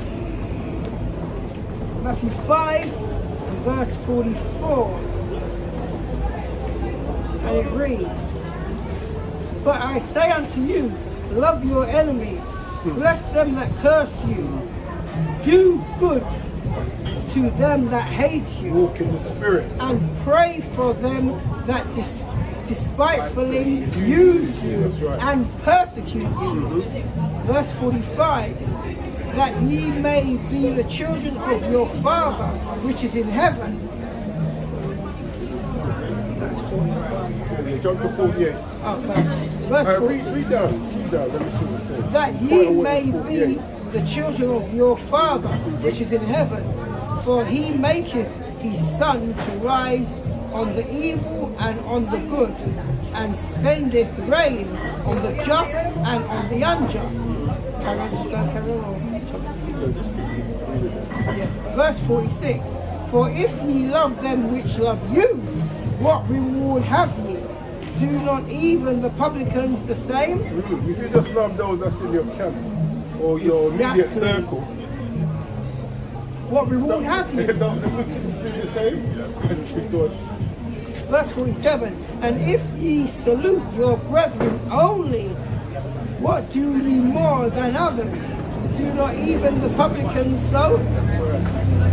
Verse 48, be ye therefore perfect, even as your Father which is in heaven is how are we going to perfect. do that? Be perfect. This is Colossians chapter 3 and verse 14. And above all, meaning preeminent, these things put on charity, Love. which is the bond or the connection or the thing that binds you to, bond of perfectness or perfectness. That's it, man. So, yeah, let's try and exercise the attributes that come with us being in the Spirit. Because we always say, yeah, brother has to be in the Spirit, the Holy Spirit, but there's attributes to that Spirit which we have to be exercising and trying to show that we're off that good tree. And I would say this as well, a lot of these other camps leaders exude it so that your men can follow suit. Because your men are looking at you, what you're doing, because you're supposed to be leading in, what they say in all truth and righteousness, so, and truth and sincerity and righteousness. So be that vessel that the men that's under you can look up to and try to emulate. That's one time, Sucker, you should do emulation. Yeah, but they will do what they see you do. Exactly. You know what I'm saying? Just like a child. That's what the parent says, or they will do what they see the parents do. They're actually more likely to do what the parents does than what the parents say. Yes. The Romans chapter 8, verse 6. For to be carnally minded is death. That's right. But to be spiritually minded is life and peace. Be walking in the spirit, spiritually minded, love, joy, peace, long suffering, goodness, temperance, meekness, all of these things, man. Spiritually minded, that's what that is. This is the book of Proverbs, chapter 16. 16 and verse 9, and it reads, a man's heart deviseth his way, but the Lord Yahweh directeth his steps. I know, right? I know, right? Now tell me about it. Proverbs 21, 1 and 2, verse 1. The king's heart is in the hand of the Lord Yahweh. As the rivers of water, he turneth it whithersoever he will. Verse 2. Every way of a man is right in his own eyes, but the Lord Yahweh pondereth the heart. That's what I was saying. And then we finish it off with Proverbs 20 and 24, and it reads, man's going of the Lord Yahweh. How can a man then understand his own way? Well, precept to wrap up the lesson, which I brought out from the lesson. Bring it out. John 13, verse 34 to 35, it reads, a new commandment I give unto you, that ye love. You see what's new about it? It's teaching us the attributes that we just brought out. But like I said, you could be rigid. Oh yeah, you should be working, but where you showing your understanding and compassion for the brother's situation. Right. So what I want to say is, oftentimes, not all the time, but oftentimes when you see the word new, it actually means refresh. Yeah. Because if you don't view it that way, you're going to think that Christ changed, or and Christ is bring coming with a something different different. doctrine. No, Right. he don't change. That's in Hebrews 12, I believe, or 13. Right? And the law doesn't change. Right. But refresh means that it's being brought back in the correct spirit of it. Yeah, that's what I want to say. John 13 and verse 34, a new commandment I give unto you. Fresh commandment. Or I'm bringing And the yet you're showing correct us how to spirit do of it through it. his walk. Or the correct understanding to this. That ye love one another as I have loved you. What did he say? Greater love is no man than this, that he laid down his life for his friend. Or did he wish death upon his friend? That ye also love one another. Verse 35, by this shall all men know that ye are my disciples. That's the precept I was referring to. That's a nice one. I mentioned it. Stipulation, if you have love one to another. That's right. No, if. Because not everybody will. And that love will be shown through the fruits of the Spirit. That's right. Showing that you're walking in the right spirit. Book of Hebrews chapter 10, verse 31. And if you ain't walking in the spirit, then this is It's a fearful thing to fall into the hands of the living power. And the funny thing is, you mentioned that you're supposed to worship the Most High in spirit and in truth. That's And right. if you're not, if you're not demonstrating the fruit of the Spirit, you're not worshiping Him in spirit. That's right. And therefore in truth either. Yeah, that's right. But you said the law is spiritual. Psalms chapter 50, verse 22.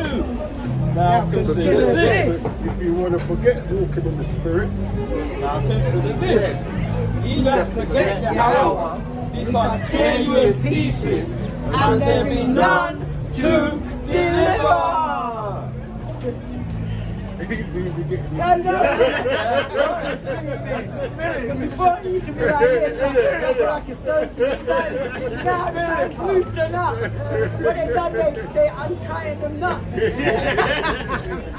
It's a Man's spirit good. stuff, really. And that's how you know if you're in the spirit, because you demonstrate. Yeah.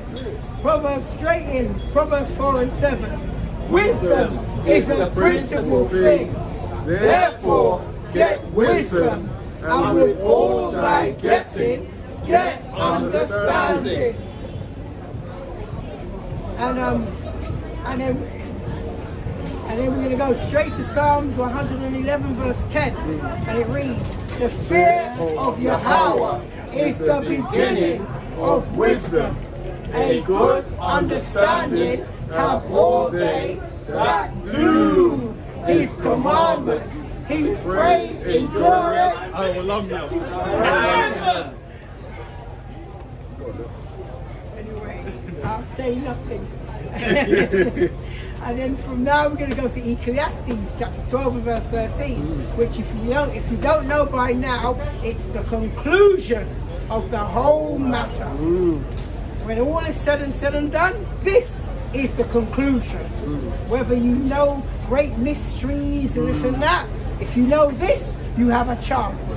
This is Ecclesiastes chapter 12 and verse 13, and it reads, "Let us hear the conclusion of the whole matter. Fear Yahweh and keep His commandments. For this is the whole duty of man, every Israelite man, woman, and child." Verse 14. "For Yahweh shall bring every work into judgment with every secret thing, whether it be good or whether it be evil." And I'll just finish off with 2 Corinthians 5, and you done know. 2 Corinthians chapter 5. Huh? Yeah, 2 Corinthians chapter 5 verse 10, and it reads, "For we must all appear before the judgment seat That goes of back Christ." to the precept that the brother brought out. For by thy words thou shalt be justified, and by thy word thou shalt be condemned. Yeah. "For we must all appear before the judgment seat of Christ, our Mashiach Yahushua, that everyone may receive the things done in his body according to that he has done, whether it be good or whether it be evil." So I'll leave it there. Yes, so Lord willing, the lesson was edifying for everyone that tuned in, for the precepts. But with that, we're going to close out with the gold glory and the praises to Yahweh, Hashem, Yahushai, Wahab, Rakah, Kadash, Wardashaya. Yeah, that's a new one. And what the brother's going to say. Shalom. and there you have it. And there you have it. So all is left to say, with that, we out. Nothing more left to add. Yes, up. Yes, you.